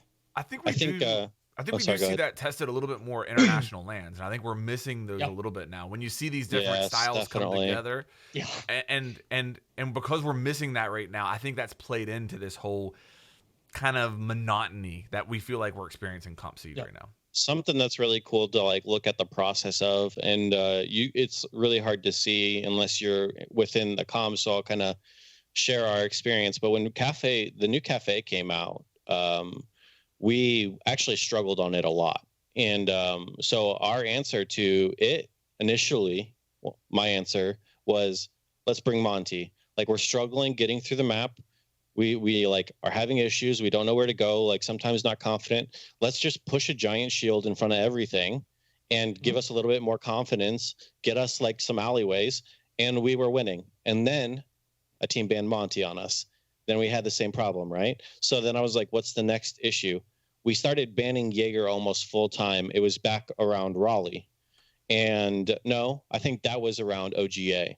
We were full-time banning Jager on that map because there was too much stuff to clear. We were running around. Our strats didn't really work with like where people had to be when they had to destroy things. And we knew that either like we were either going to bring Jackal or Monty and whatever, if they did banned one or the other, and then we were going to ban Jager, and we could get around the map quicker because of that, because we were struggling on that map. Then we started figuring that out, and people started preparing for it more. And then all of a sudden, we just got a lot better and comfortable at the map. And then we started banning Thatcher because we were like, we got the map down, we figured it out. Now let's control the pace. Yep. So that's how you should work through it. If you don't know, like, find what's your cheat system to help you get there. And like, obviously those cheat systems have their own downfall, right? Monty can't really kill anything anymore. So like, he's a liability. If you're talking about the two highest tier teams playing each other, I would say in most cases, the Monty's a liability. But like, as you're trying to get there, he will help you. And like, same with like some of the other stuff, you just have to figure out. And that's a lot what I talk about, being honest with yourself. Like, if you lose and then just saying, well, we weren't playing our game today, you're not learning shit by saying that. You're literally, what is the reason why you lost? Where was it? Oh, we were just stalling out. Why were you stalling out? That's not your answer. That's a comment. But you know? That's the thing, though. When you do that, 90% of people will kind of shut down. It doesn't feel nice to go that place, man. Right? It doesn't feel nice. Yeah. And I end up being a little bit of an ass sometimes on stream when we're playing. It's normally when we're playing in a group. We lose a round, and I want to go back to that side. I care more about us learning how to deal with this site than I do about winning the game. Yeah. Because at least 5 of us are leaving that with some sort of stuff that matters. Getting 15 elo, I can get that next game. Right. But I agree. Learning how to fix this site that we just massively threw away, or that we were very close to winning against people that are much better than us, that means something, right?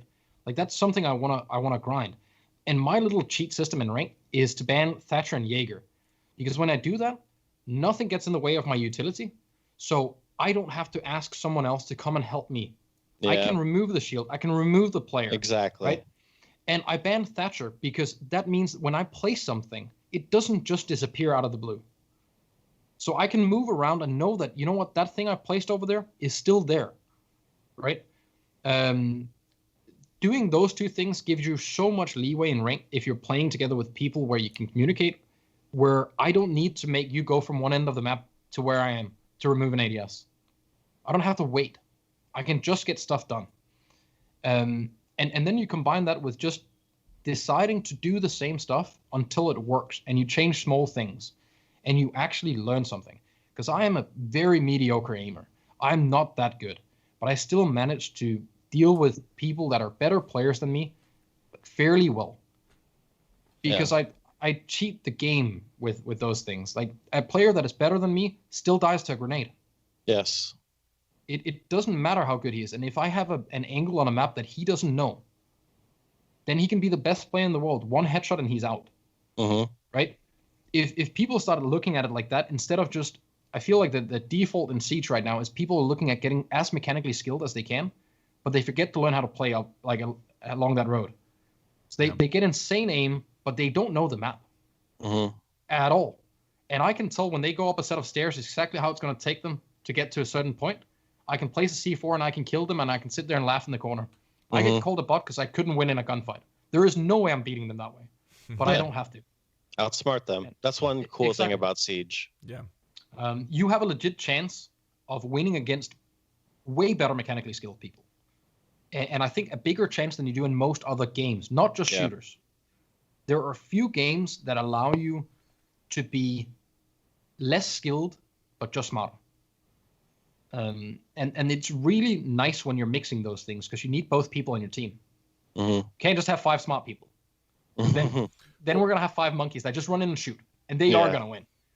So you need a mix of everything. Yeah, and no, you do. That's the beautiful thing about Siege. And that's really one of the things that I see with your team, Space Station Gaming. And I mean, I think most of the viewers know, obviously we're sitting Who's the here dumb with one? what's that? Who's the dumb one? Well, no, I think most of your viewers know that we're sitting here with, the coach from the current world champions. Space Station just won the 2020 Invitational, and I would say that Space Station is on a run right now. You guys are on a run right now, that we've seen twice before in Siege. Okay, I would say that G2's run. Probably still, I would consider that maybe even eclipsing the current run that you're on to a certain degree. Yeah. I would say that Empire was on a run that's similar to your guys's to a certain degree. But we saw both of those runs come to an end. Okay. So I guess my question to you, and it's something that I've wondered, and we've talked about on this podcast before.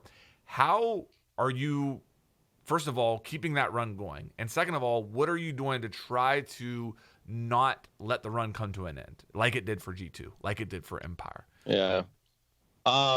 It's hard to say exactly because I wasn't a part of their collapse, as you could say. I mean, G2's was pretty like out in the open, everyone just constantly like badgering them.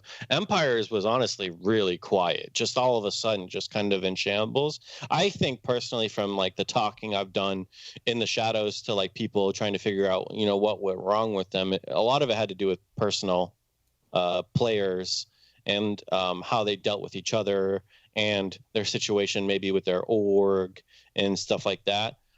We are lucky enough. We've got an org behind us that's crazy awesome, supports us 100%, and we don't have that problem at all. So like we don't have the stress of having to deal with kind of like the outside world coming to us. The next thing also, I would say, like, I think maybe some motivation. I know G2 talks a lot about like why they were removing people was they saw the game differently than they did and how they wanted to play it, and that was a problem. Well, that doesn't really affect us because we're playing how I want to play, and I'm always going to stay the same. And so like that, like obviously their opinions do come into how I want to run it, but everything is kind of filtered through me. So I don't really see us kind of running into that where someone wants to play it differently. It's always just kind of like, what do you think? Like, and like, okay, like I see that. And then we kind of like add their flares to it to make the strat, right? Like if it's just what I wanted and they were uncomfortable in it, it wouldn't work. So like they are comfortable kind of like in how they play it or what their role is and stuff like that. I also nicked a lot of the complacency. We did have some complacency. Like at the beginning of the season, I felt like we came in really, really slow. But I have told them essentially since May that I didn't think that they're the best team in the world anymore. And we have to go back and earn it. And that's clear. That's specifically because the meta changed. I will still say if Mute Mozzie ever comes back, no one stands a chance. We just figured out that meta and we were so good at it. We perfected it. The crazy thing was we were playing that style with vision denial before the meta came in. So then all of a sudden those operators came in strong and then it was like perfect. And we just ran with it, and then, they nerfed the crap out of Mozzie and like, it's really hard. And they took impacts away from everybody. I think there's like one operator with impacts now. So now, like, you used to say, well, Space Station had intricate like map, like sites, and you could roam around anywhere and like come like from any corner and you didn't know where they were. You could get away. Yes. And you can't do that anymore. And so I told them, like, look, guys, like what we were good at is not a thing anymore. We are not the best team in the world anymore. We are just another team that's very good. We're top 10, I would say that. But like, we are not like, people don't have to come for us. We have to prove that we are still the best because the game changed. And we just have to deal with the fact the game changed. And I think the reason why we were slow was because we were upset that we lost our edge because of Ubisoft literally took our edge away. And I think that like kind of upset us, but didn't burn a fire under us. And then when we lost to OXG, it was finally like, a moment where Lycan's not saying, hey guys, you're not the best. And they're like, okay, whatever, coach. It was like, see, it can happen. And it did just happen. And that lit a fire under all of us to like get back to where we needed to be. And, now we're running strong again now. But I think that, I still think we're figuring out some sites, because not always is Jaeger Wamai the best. I think some sites you can get away with not running them and running some other ops that will help you a lot more.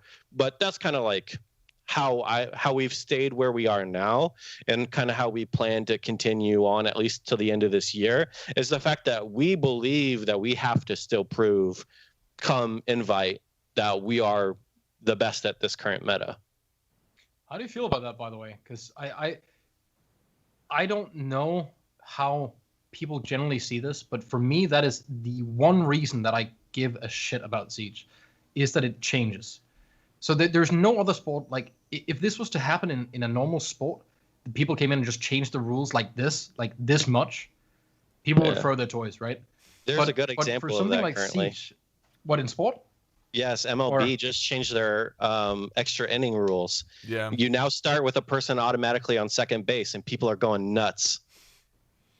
I mean, okay, that reflects the Siege, I guess. To some degree, yeah. I mean, yes. I love that idea. I love that the best team are the ones that can deal with the rules that we have right now, and we know the rules will change. Yes. Because once we see a team get past 2 metas, then they've truly proven something, right? Being the best, I would almost go as far as to say getting to a final could be done by just having like one, it doesn't even have to be that good, but one person that decides how it's played and 5 good players. You just tell them what they have to do. They don't try anything else. They could probably get to a Pro League final. But staying there without burning out and running it that like militant is the magic, because you have to have people not get pissed at each other, not get upset at the game, not get mad at the guy running it. Yeah.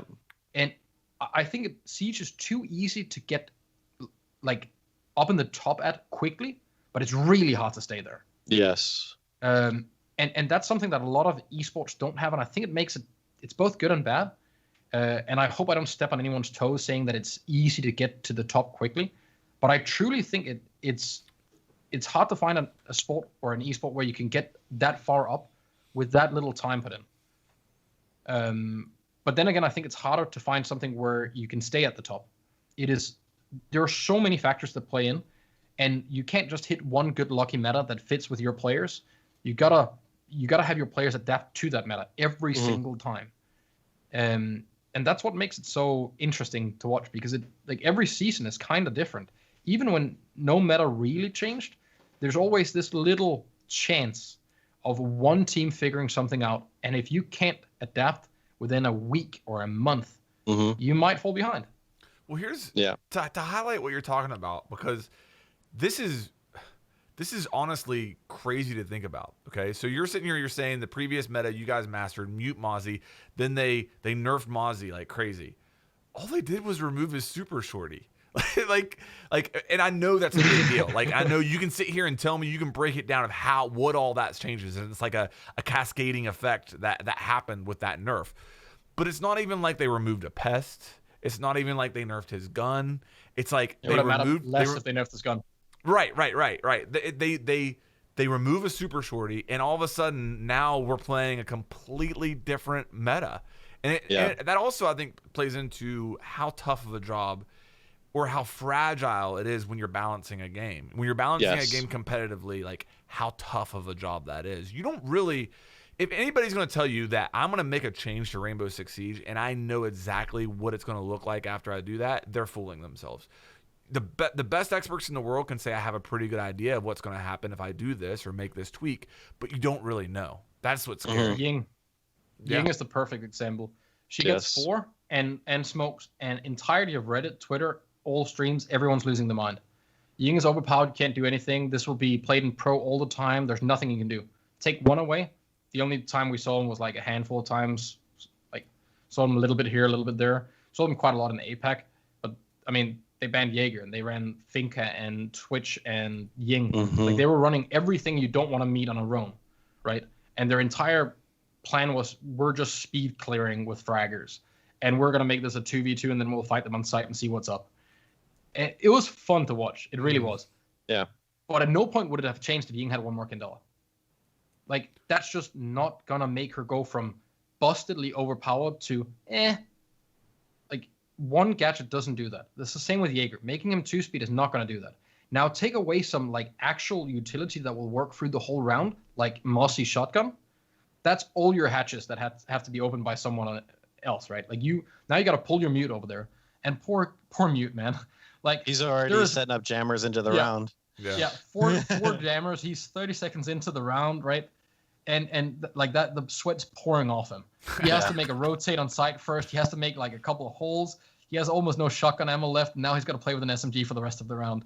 No pressure, bro. And then you have Mossy now just lolling around, chilling. Like he has nothing to do. Shoots 3 pests and then he's ready. Like operator wise, there are certain things that if you touch those, it is easy to see they're gonna change. When it's a number value on their gadget, it does almost nothing in general. But I still think generally we react to it the same, which is a little weird. I don't think if Ash got 1 extra Ash charge, that would be the end of the world and make Ash brokenly OP. Because the chance of you getting value out of all 3 isn't that big unless you're playing at the highest level. And even then, people are going to bring something else, or going to lack something else in their lineup, right? Or you're bringing her to have too much of it. Whereas if you have that, you're missing something else. Mm-hmm. So balance and Siege, man, like, if we could actually have the data on all of the stuff, and more than, because often like teams are giving their feedback on the scrims that they've had, and it's still a very small sample size of what could happen and what's likely and what can be done against it. Like, again, how willing were you to change everything you're doing to see if this is as bad as you think it is? Because I mean, I get why people aren't. It's easier to ban it or to ask for it not to change. But there's also a really big incentive in just please don't change anything, man, because we're number 1 right now. Yeah, right? No, yeah. So to answer the question about how I feel about the whole changing thing, I personally like it. And it kind of shows with like, when we started this podcast, I said like when I'm an introvert and like the things I like to play Hearthstone and I like to play TFT. I'm a problem solver. I love the fact that you can like break down and look at things and kind of look at Siege, not just from a fragger aspect, but from a like, how do we go about winning this kind of, just like you were saying about like you lost the round and you wanted to go back there, you know. I get a lot of self-satisfaction out of improving by beating something that I couldn't beat before. And I like that too, because like, you know, you have the Atlantic City LAN a lot of people talk about where Lion and Blitz were crazy and Liquid won it just being crazy, and then they didn't do anything afterwards, you know. And that kind of shows you where like their playstyle really worked for that meta, but then when that meta got kicked to the curb by UB, then they weren't able to repeat. And I think teams that are able to go somewhere, like I would say, like we fell into the Mute Mozzie and got lucky. Now our goal is to try to like repeat on something that's not our game. And like to be able to do that, I think that's way more satisfying. Even though, yeah, sure, I'd love to be on the top and win all the money from everything because it's always like what I do, but I would get way more out of it. And I think the fans would get way more out of it if they see us kind of like struggle. Like we both, like TSM and us both struggled in the first phase of stage 1, right? And then the second phase, we kind of figured it out a little bit more. And then like both of us are tweeting, hey, all things are back to normal, and NA we're 1 and 2.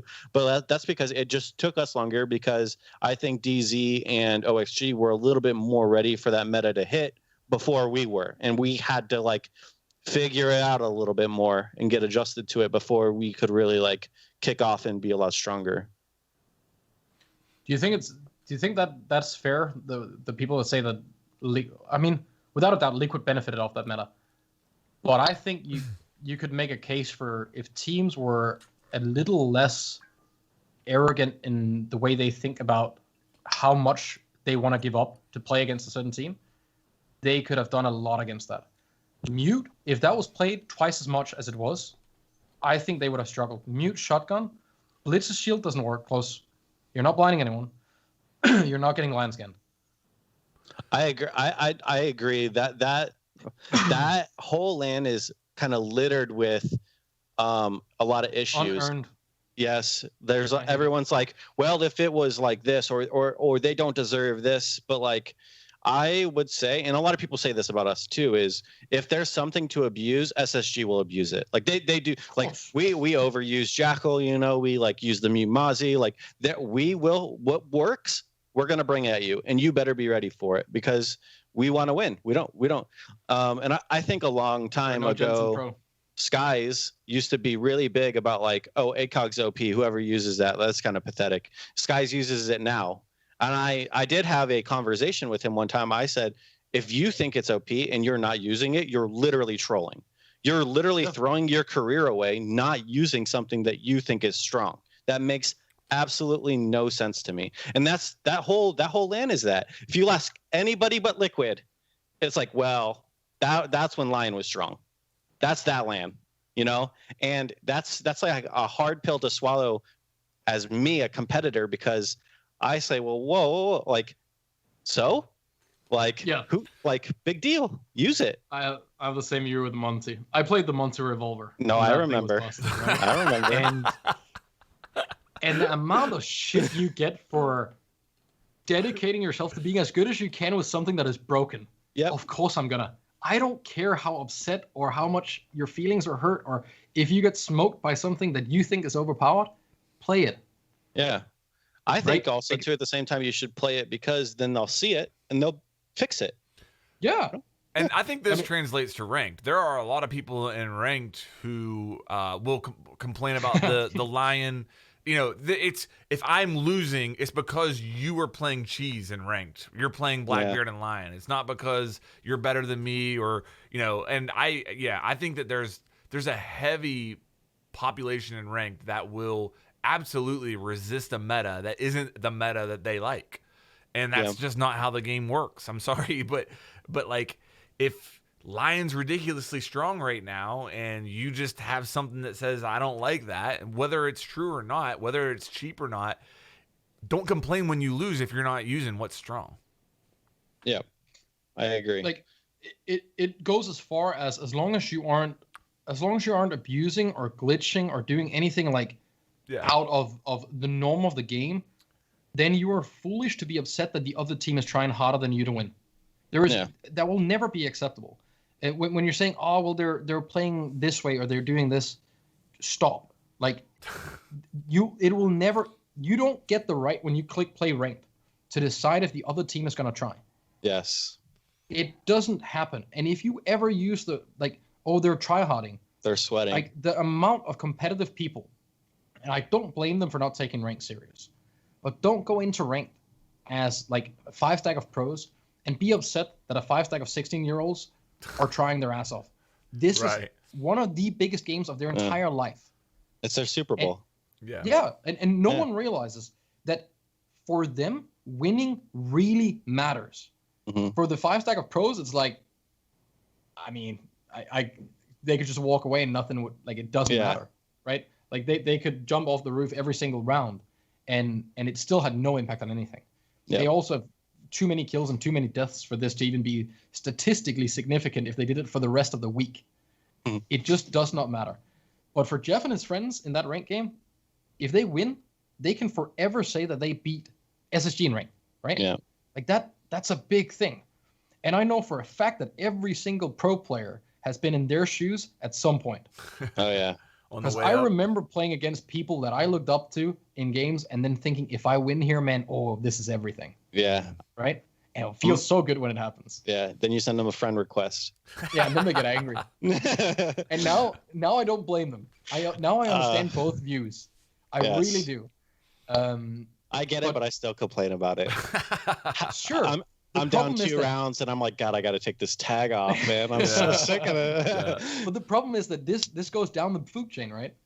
So the big boys do it, and now the people that are looking up to the big boys are doing it as well. That's where it starts getting really bad. Because now we have people coming, like we have a Plat 3. He's just hit Plat 3. He's coming into stream. He's saying, bro, I can't rank up, man. All my teammates are bad. Everyone on the enemy team is always playing Ember Rise and Lion. Jackal's OP. There's Ember Rise nothing I is can broken. do. I will excuse Ember Rise complaints. I will absolutely. All right, the one it in is 1,000 frustrating deaths when that you can't actually see. happens. Yeah. Yep, sure, but it's still rare that it's the reason you die. Right. True. And it's definitely not the reason that you're in the rank you're in. Right. Yeah. Because I've seen people in Champion have Ember Rise, and I've seen people in Champion that didn't have it. So clearly it's possible to make it up there without. Yeah. Or cheats. But like this whole thing gets skewed where everything is never my fault. And you know what? Fuck it. Maybe it isn't your fault, but you can fix it. Like you can actually change stuff, right? So maybe it's not your fault that you're getting bad teammates. Like you can't do anything about that. But the one constant that you actually can change is all the things that you're doing. So you can get better. Yeah. You can practice different. You can stop whining about the operators and then bring them, right? Or if you know they're doing something, well, ban the one that you actually struggle against. Not the one you don't like, but the one you struggle against. Stop with the, I hate this map. There's no such thing. It doesn't matter. You're going to be playing these maps, and they're puzzles, and you don't get a say. Mm-hmm. So if you go into a map with the starting idea of, this is a bad map, I can't win this, and the ones on the other team are thinking, everyone thinks this is a bad map, we're going to win, then they're winning. Yeah. Like, that's just a life lesson. Your brain just turns off, man. I've said for a very long time, the loser mentality is I will externalize my failures and internalize my success, and winners externalize their success and internalize their failures. Yes. And I think that's that's probably one of the number one traits of people who improve throughout their life. It's just a matter of, if I do good, it's probably because somebody helped me, and if I do bad, it's because I did something wrong. Like that's like the start of success, in my opinion. Such a healthy foundation in general. Yeah. Even when it isn't your fault, like taking responsibility for things that isn't necessarily your fault, but that you can improve. Damn, and it's so different to play with people that do that as well. Mm-hmm. You can instantly tell when you're playing on a team where you say, next round, can we do this? And they go, oh, well, it was because this, that wasn't the question.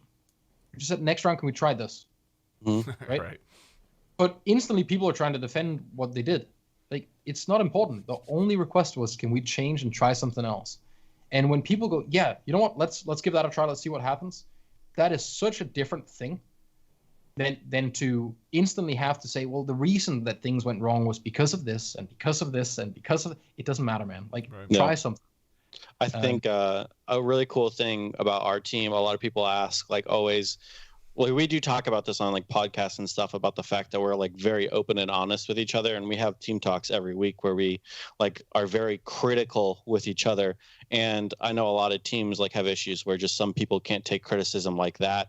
But when this new meta came out and it became this Jager Wamai thing, every single piece of utility mattered.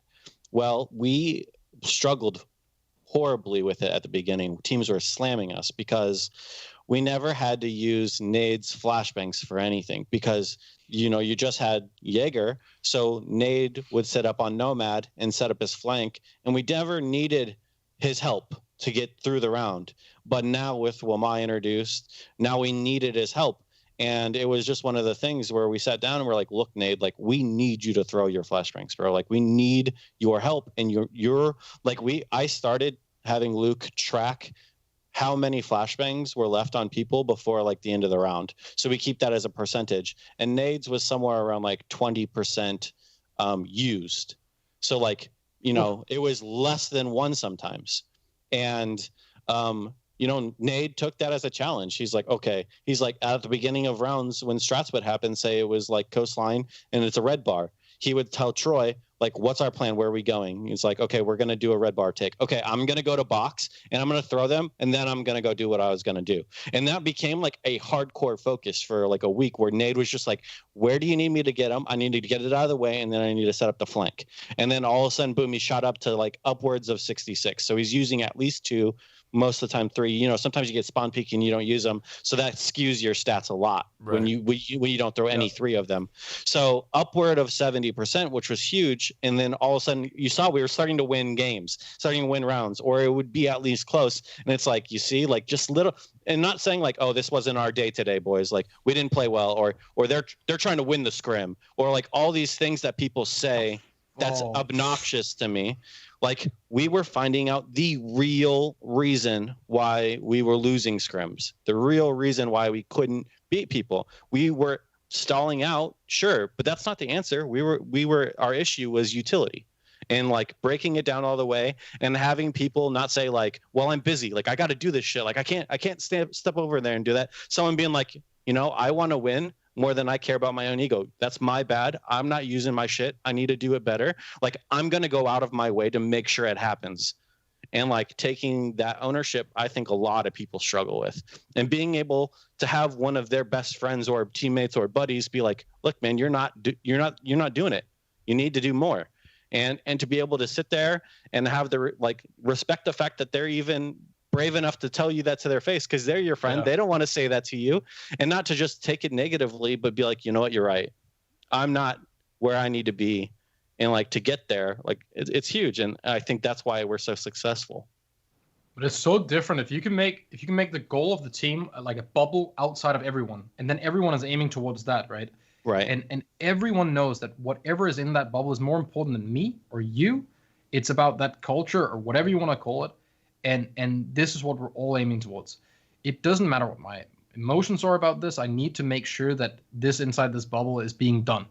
Mm-hmm. Like if we need to get the flashes or drones in a certain place, or if we need to never get complacent and get spawn killed or whatever, it is all about getting the small, tiny things done right all the time, and giving like 110% of your ego away for just the benefit of the goal of the team, right?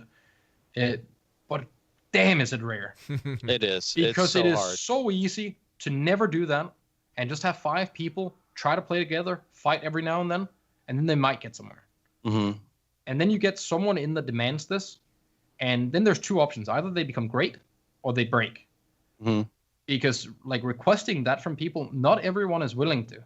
Like not everyone wants to, no matter how good you are, or how much you try to like pep them up about if they actually want to win or not.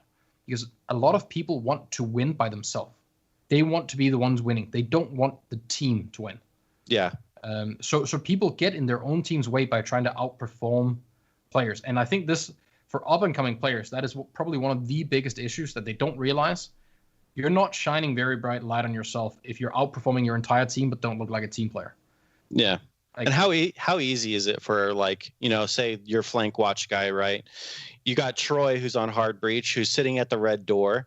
He's droned twice in to see where the ADSs are. Both of his drones have died. So now he's like looking in the doorway to try to figure out what's going on, and he gets picked off, right? And then at the end of the round, Troy's like, Nade, we needed your flashes. And then for Nade just to be like, well, you got picked, so it doesn't even matter. Like, how easy is it to just come up with, well, it doesn't matter anyway because you shouldn't have died there? Or like, it's so easy. But it goes the same way when you win. That's Yes. almost worse, man. That is my biggest pet peeve with anything is, well, it worked. Mm-hmm. It's not good enough. I will never accept it. I hate when people do that. They do something dumb, something that you can't replicate. It's not a result. Like it could be a 1v4 clutch, right? They always want us to pep that up. And I get why, like from a viewer perspective, a 1v4 clutch, amazing, man. Well played by that one guy. Just remember the 4 other people massively screwed up. Yeah. And the team that won, if they are a good team, they're not sitting there thinking, you know what? Good round, man. Good round. Right? Yeah. They're pepping the one guy up because now you have adrenaline and you're hyping. But going out from that match that round you had no business winning. Right. No matter how good your cams were, your calls, there's no way a good player wins against 4 players his size, right? Won't happen. So that's a loss on paper and something where you have to fix things. In ranked, that's but we won. Yeah. And it's cool to get those. I really like it when I get a clutch. It's super rare. Feels good.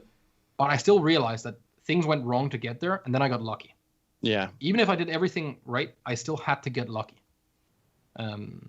I think a 5, like a flawless where everyone's alive will always be better if everyone is getting 1 kill or whatever, right? Yeah. Teammates. Like that's, yeah. I mean, competitively, it's super unlikely, unless you're on defense, of course. But it's much, much better to win a drawn-out round where you do things right than it is to win some insane rush where everything was chaotic and you can't go in and do this again. There's nothing for you to learn except for we need to burn this one ADS and then maybe it'll work as well.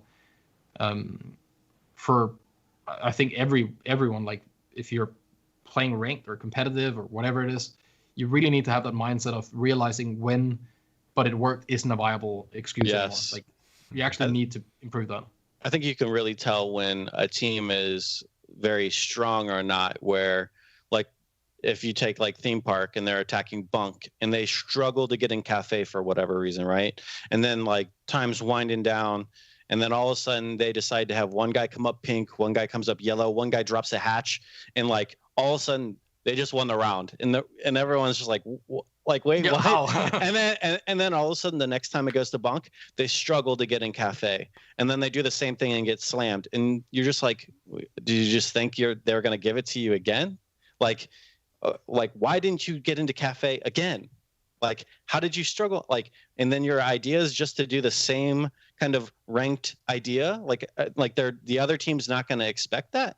And like teams that you see just kind of fall into, like, I call it autopilot. They fall into autopilot where, hey, we can't do this, let's just go do this. And they do the same thing over and over and they don't really adapt. You can really see whether a team is going to be like successful or not. We have a problem with that in general in Siege because we have too few rounds. Yeah. I think there's a lot of games, and this isn't to take away from anyone, but in competitive, there's a lot of games won by teams that shouldn't be winning them. Because some of these things happen. And then you can fault the better team for they shouldn't have been complacent.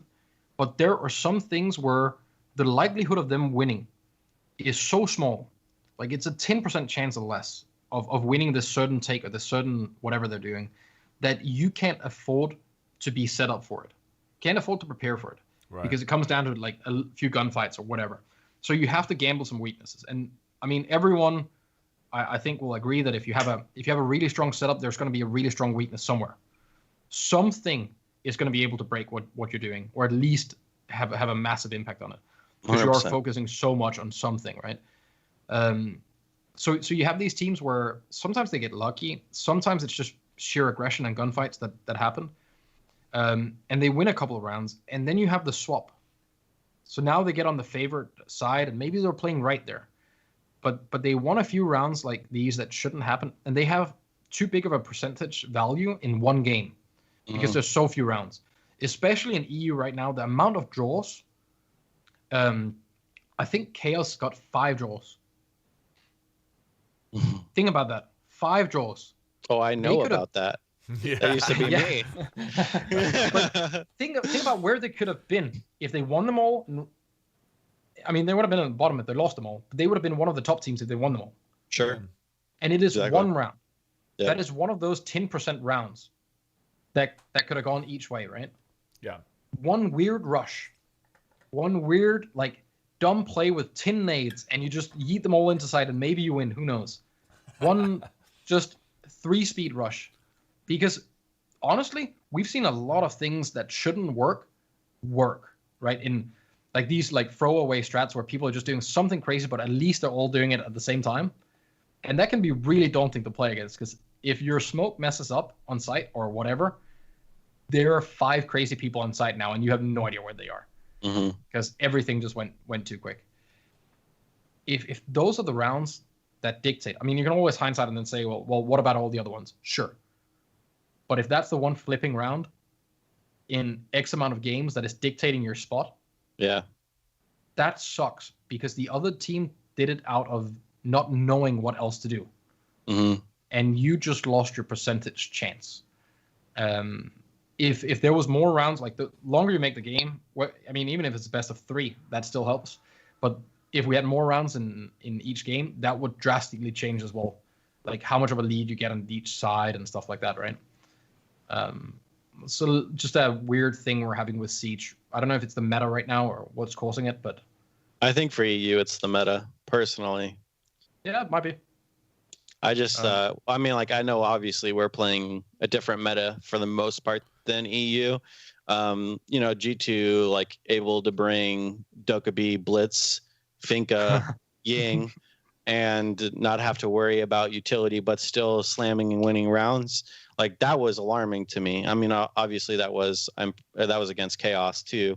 So there's a lot to like pick apart there, but I think the fact that the meta changed right before like we started playing again, and then the fact that they're BO1s, it just like it has created this weird kind of system in EU where there's a lot of teams drawing, because they had that system before, right? But I don't think there was a lot of people drawing before, but this season there was. So I think it was like a combination of things that's led them to where they are. I think some teams are purposely not trying to adapt to the meta. They're trying to like play their own system, and when you do that, you're going to lose some rounds, you're going to win some rounds, and it's going to, you know, your games are going to be a lot closer because of it. There was a fair amount of draws, but like if we go far enough back, I think one of the things as well is that there's more things to play now. With all the nationals, with all like way more of your stuff is out there. People can't come up with these things that you haven't really seen that you can bring in one game and then guarantee the win. Yeah. G2 was good, really good at, even if you go all the way back to Penta, they were really good at showing up on game day and then just demolishing. But every time you heard people talk about it, they were like, yeah, we beat them in scrims, we're not afraid of it. Then they get smashed on playday, right? Yeah. That's another failure of teams, by the way, talking about who they win against in scrims. Yes. That's such a weird thing to boast about. But then they get slammed on playday. And next playday, it's something different and something different. We don't really see that with a lot of teams in general right now. A lot of teams are staying with what they have, even if what they have is placing them at 5th, 6th, 7th place, right? Yeah. And when you're playing a BO1 with a possibility of drawing, that's definitely not the route you want to go. Because whether you're like in the middle of the bottom or at the bottom, at that point, like you need to change something. Yeah, and I talked to Bosco a lot about this, and Bosco used to think that online he used to struggle a lot, and he thought it was a combination of like how the game plays online, and because he loves to hold angles, and then also to the fact that it was a BO1, and like when you're a player, I never really thought about this, but like he was saying, like, you know, you can't really afford to mess up this round because this round you can't make it up the next map. So like now you kind of like, you might not even realize it, but you're playing differently because you're in like this all or nothing. I need to make sure I find some way to win this map. You can't make it up later, shake it off or anything. And I think, I mean, like, I think anyone would argue that BO3s are always better, but the second half after we won Invite, we just said we're going to just get more aggressive. We're just going to try to be more confident. It's weird just to say I'm going to be more confident because like that's hard to just generate. But like we really took an effort to just say like we're going to be an online team this half. We're going to make it happen. And we won every game on the last split. You know, and we'd never done that before. We'd at least lose 1 or 2 and tie like 3. So BO1s are hard to handle, but you have to know like what you're playing for. Like it's okay to come. Go ahead. It goes back to what we were saying earlier. It is what it is. Like you can't just resist the meta or resist the format or whatever it is. Like you know, the loser mentality blames it on other things, and the winner says, "I have to get better." That's what it comes down to at the end of the day.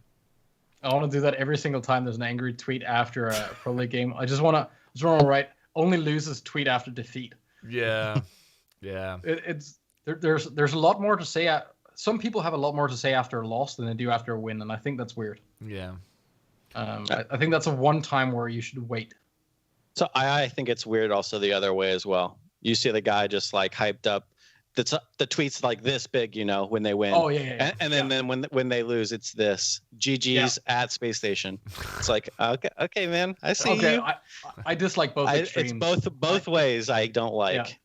Yeah. And a GG to the team and nothing else when you lose, or a GG well played, that's fine. No matter what else happened. And then when you win, well played to the other team. Just a hump. There's nothing worse than I told you, man, get slammed. Ooh, man, because you won't take it when you lose and I make fun of you. You get upset. So no, the ones that do those can't take it when they lose. So That's the one You thing don't I said get with that color. like Rainbow Now. We've really came into this. Everyone's got a big chest out of nowhere, and Yep. I honestly think it's kind of cool. I think it brings a lot more character to the game. A lot of people, there's a lot more for you personally. You can talk about on the desk, like, and I think that brings a lot more content. Just like overall to like someone like Get Flank, he can make content for DZ based off of the storylines and stuff like that. I said this too. I was like, I love the talk that everyone's doing, but you guys better not be getting upset when someone comes back at you. And that's the one thing we talk about. We give it out because we think it's fun and we're winning, obviously. But the second someone like OXG, we were nipping at Bio before the game, and then Bio slammed us. And then Troy said it. He's like, I can't say anything. I was talking to him, and he shut me up. Like, he shut me up. I can't say anything. And that's, as long as you take it that way, I think it's fine. Yeah. But there's a lot of people who can't. And I think that's fine. Like, I love the competition and trying to get in someone else's head. And if it didn't work, you beat me. Like, I was just trying to mess with you and you beat me, That's it is what it is. If we could all have like an open close sign to that stuff, so people knew like who's up for fucking around and smash talking. Damn, it would be so who's much fair easier. Game and who's not. Because there are people that really want to join the smack talking game, but if they get anything back, yes, yes, there's been some hot takes lately, or there are people that just don't want to have any part of it, right? Like I do think that it's really hard to like you can't sign yourself out of that one, man. Like, if you want to play a spectator sport at a competitive level, there's going to be a crowd, and crowds have opinions, and you can't run from it. Like, it's going to happen. People are going to know who I'm talking about, but like you can't say good night in chat when you're winning, and then you can't tell everyone you're taking a break from Twitter when you lose. You can't do that. You have to play the game, and if you can't handle it, don't come back after your first win and be like, I'm back on Twitter. What is that, a week off? Dude, like you can't do that. Like, you gotta be there and handle both sides. On that subject, dude, I learned a very valuable lesson. Okay, so I'll expose myself here, which you guys may have seen this, may already know what I'm getting ready to say, but so okay, on the DZ beats TSM first, and what was it? There was some type of a quote from TSM saying, what was it? It was saying that it's us in Space Station and nobody else matters. Okay.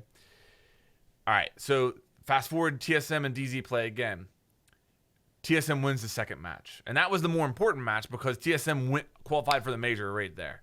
Right. And then a couple of guys from TSM put out something, talking smack, nothing too crazy. And I tweeted, we could have rubbed that in your face, or I put out like one of the guys could have said this about you guys whenever we beat you, but we didn't. And it turned out that Hyper did. Hyper legit after they beat TSM. Hyper like kind of rubbed that in their face, saying it's just us in Space Station, nobody else matters, right? Well, we won. Yeah. And I responded to the tweet with good night. I responded with Gian. I completely forgot about it because it was so long ago, and it just I was so in the moment. And who was it? Gio came back at me and retweeted my tweet, and it was complete egg on my face. Like, I had nowhere to go. And it was an important lesson in a lot of ways. Like, first of all, if you win, you get to decide whether you talk shit or not. That's your choice. But if you lose, you don't get to decide whether the winners talk shit or not. That's their choice, and you lost. And if you want to decide, if you want the ball to be on your court, win. That's it. Yeah. And there's some very good comment like how you talk smack, right? Like, clever smack talk is beautiful. Yes. But when it's just these guys were easy, they played like shit. Like, that's not make it clever. Yeah. Right? Yeah. I agree. That's really important, because then it's not like, then you get that whole feeling of like a build up to a fight or something, like the whole wrestling thing where you got to build a story, and okay, these teams, like, it actually matters for the players. It's beautiful as a viewer knowing that there's some like emotional investment in it. Yes. It's just not nice when you then go on Twitter and you see like a bunch of children being upset throwing their toys. Yeah. That takes away all this like big pro player, dude. They got their stuff together. Be cool when you do it. I think that's super important. And then just take it to the chin when it comes back, because it will. Yeah. And it's coming back way worse than you gave it. Yeah. And I kind of tweeted about that after the DZ Sonics game, where that drama just unfolded afterwards. And I just said, like, how much of a shame that was. That game was so awesome. And then there was just this meltdown afterwards between people. But it wasn't, none of the DZ players were involved, right? Did I miss something? No. It was Caliber, Jacob, and basically the whole Sonics roster started coming at him. And I just thought, like, obviously they lost, they were upset, and they let it get it best of them. And he did say something that was very, spicy. Yes, spicy, and it got to him. And then it got personal. And I just thought how much of a shame that was, because the game was so awesome, and people like instantly stopped talking about it and started talking about that. Yeah. And it's just like, I get it. Like, you're mad, but just calm down. Like, let the people enjoy what happened in the game, That one is difficult for me, because I think Parker talked about this when we had Troy and Parker on. I don't think it was that wrong what Caliber did. Like, it was spicy. It was definitely spicy. What? Which one? Because I think the initial tweet. All right, the first one. It was the retort to Super that was the problem. Yes. Where he said, exactly. Don't choke a major spot then, or something to that extent. Yeah. But it was funny. Like, as an outsider looking at that was a good burn, man. Well, like, it was a snappy reply. It didn't take long. It was like this, right? Are you going to tell me that Super's never said anything as bad? That's exactly what I mean, right? So here's the difference, and this is another lesson that I learned from that whole Geo thing. He doesn't delete his tweets after. That's my problem. Super's a competitor, so he, in my opinion, him saying something like that is one thing, because he's going to be on the field the next day to be able to back up what he says or not back it up. As a content creator, or as a content creator, us taking shots at a competitor it's going to fall flat every time, whether you're right or whether you're wrong, because we don't get that competitor doesn't get to shut us up. Because I'm never going to be competing against Geo for a chance to shut Geo up for him to shut me up. But Super is going to be in there. That's not what you're doing. You're setting them up against the other team, right? It's the crowd thing.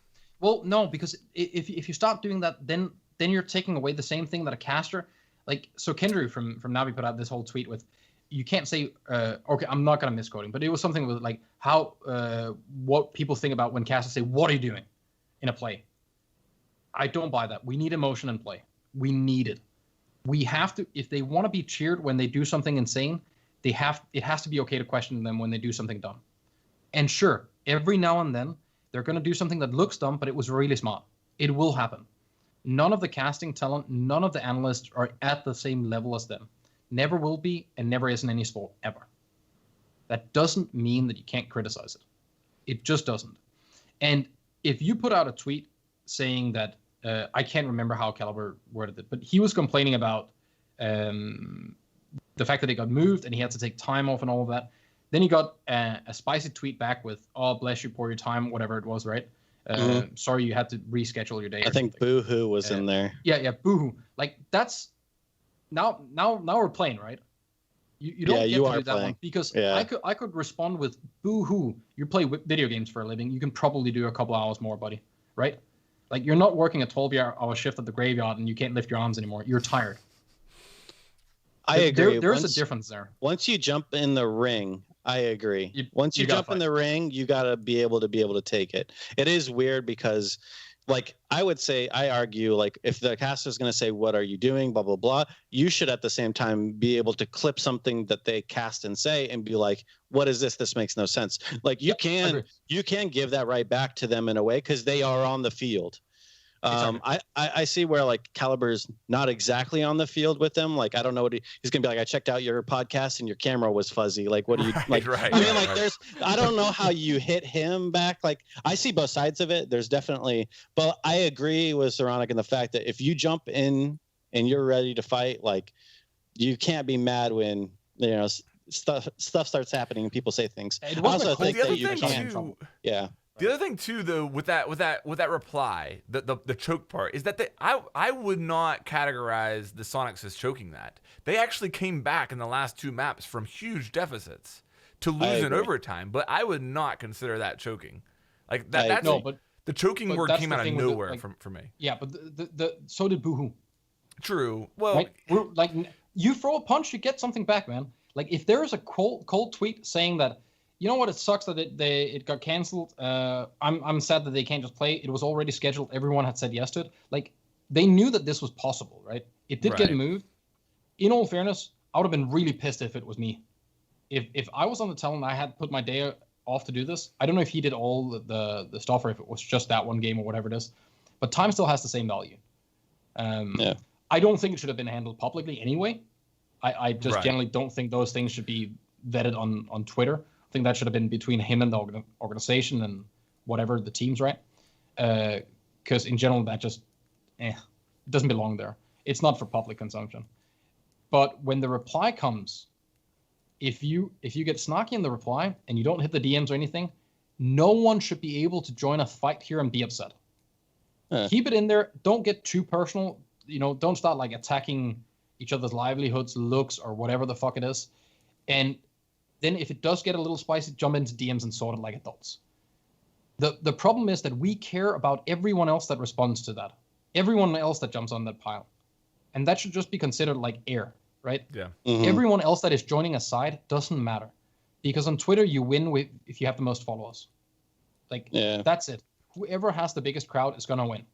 I think as long as it stays along the same lines, I think it's fine. I think it was kind of inappropriate to go at what he does for a living. The fact that he Yeah. said, you choked this. If Super would have just came back and said, if your take is that we choked, I'm glad that you're not on the U.S. desk because you don't make any sense. Right. Something That would've along been that spicy, lines. yeah. Hit it right could back come with it. Like, there's no reason for you to be casting if that's your take You or could just something have like said, that. okay, BDS takes it. Right? Yeah. Like, it doesn't need to be a bigger meme than that. Like, it Yeah. could be something that would still be a straight up, like, shut down. And also, we have people fighting each other while holding a mobile phone and both being emotional. Yeah. Like, it's maybe not the best time to, like, that whole Twitter thread should, first off, don't delete your tweets. Yeah. Just let it sit there and let it let it be a lesson for you. Everyone else, just keep it around, man. Unless it is something that is actually of harm to someone and it's bad if it's out there, don't delete them. Keep them there because everyone else, it's clipped, it's posted, you can't run away from it, right? Take it, then maybe, in that same tweet, reply and say, yeah, you know what, I went too far. Mhm. Problem solved. But we need to be able to have some of the spiciness. There was the Fabian one, where everyone got upset that CHGG put out Fabian with his worst rating yet, or I can't remember what it was. Yeah. Yeah. I don't remember what it was, but That was funny. Like, Yeah. it wasn't that bad. This is legitimately a site that does statistics. And I think Fabian is probably the first person in the world to not care at all what they say. He has won so much stuff. Why would he care what someone who sits and records the numbers of the game says about him? He knows he was playing, right? Like, there's no surprise to him. It isn't even a jab. It's like me saying you got 10 kills in a game. Yeah, right? Why is it that everyone is jumping on that like, oh my God, that's unprofessional? Ooh, that was horrible. Ooh, no, you can't say that. Why? If a guy can go on stage and say all the other teams played like shit. Yeah. Fabian's like the last person that. Fabian didn't get upset about this. Yeah, This is my right. problem. I'm sure he It was didn't. everyone Yeah. else. I'm sure he didn't. Let's also sure chill of with this. defending people If that don't Fabian need has defending. an opportunity to come back at CGG, Oh, he yeah. will. Exactly. but that's Absolutely, part of yeah. the game. That's Yeah. part of the That's game. how that's how this game runs, man. Yeah. So they have a 1-pointer right now. Yeah. Fabian can come back at some point, and he can slap them so far back that they have to get a writer to get a comeback for this one, right? Yeah. Yes. And that's how it should be, because right now he's carrying that little comeback card. One day, Yeah. one day, there's going to be Yeah. a golden tweet saying this didn't age well, and that's what we need. Like, that's how stories build. If all of these tweets get deleted, then what's the fucking point? Yeah, I mean, like, that's how we kind of took the tie station or draw station or whatever that kind of people said for a long time. I mean, if you look at a lot of the stuff, I would joke about it. Like, it is what people say, and that happens. Just like everyone always says, he's the greatest player in the world. If he has a bad day, like, you're gonna say something about it. It gets clicks. Like, it is a thing, and people will eat it up, good or bad. You're getting content out of it.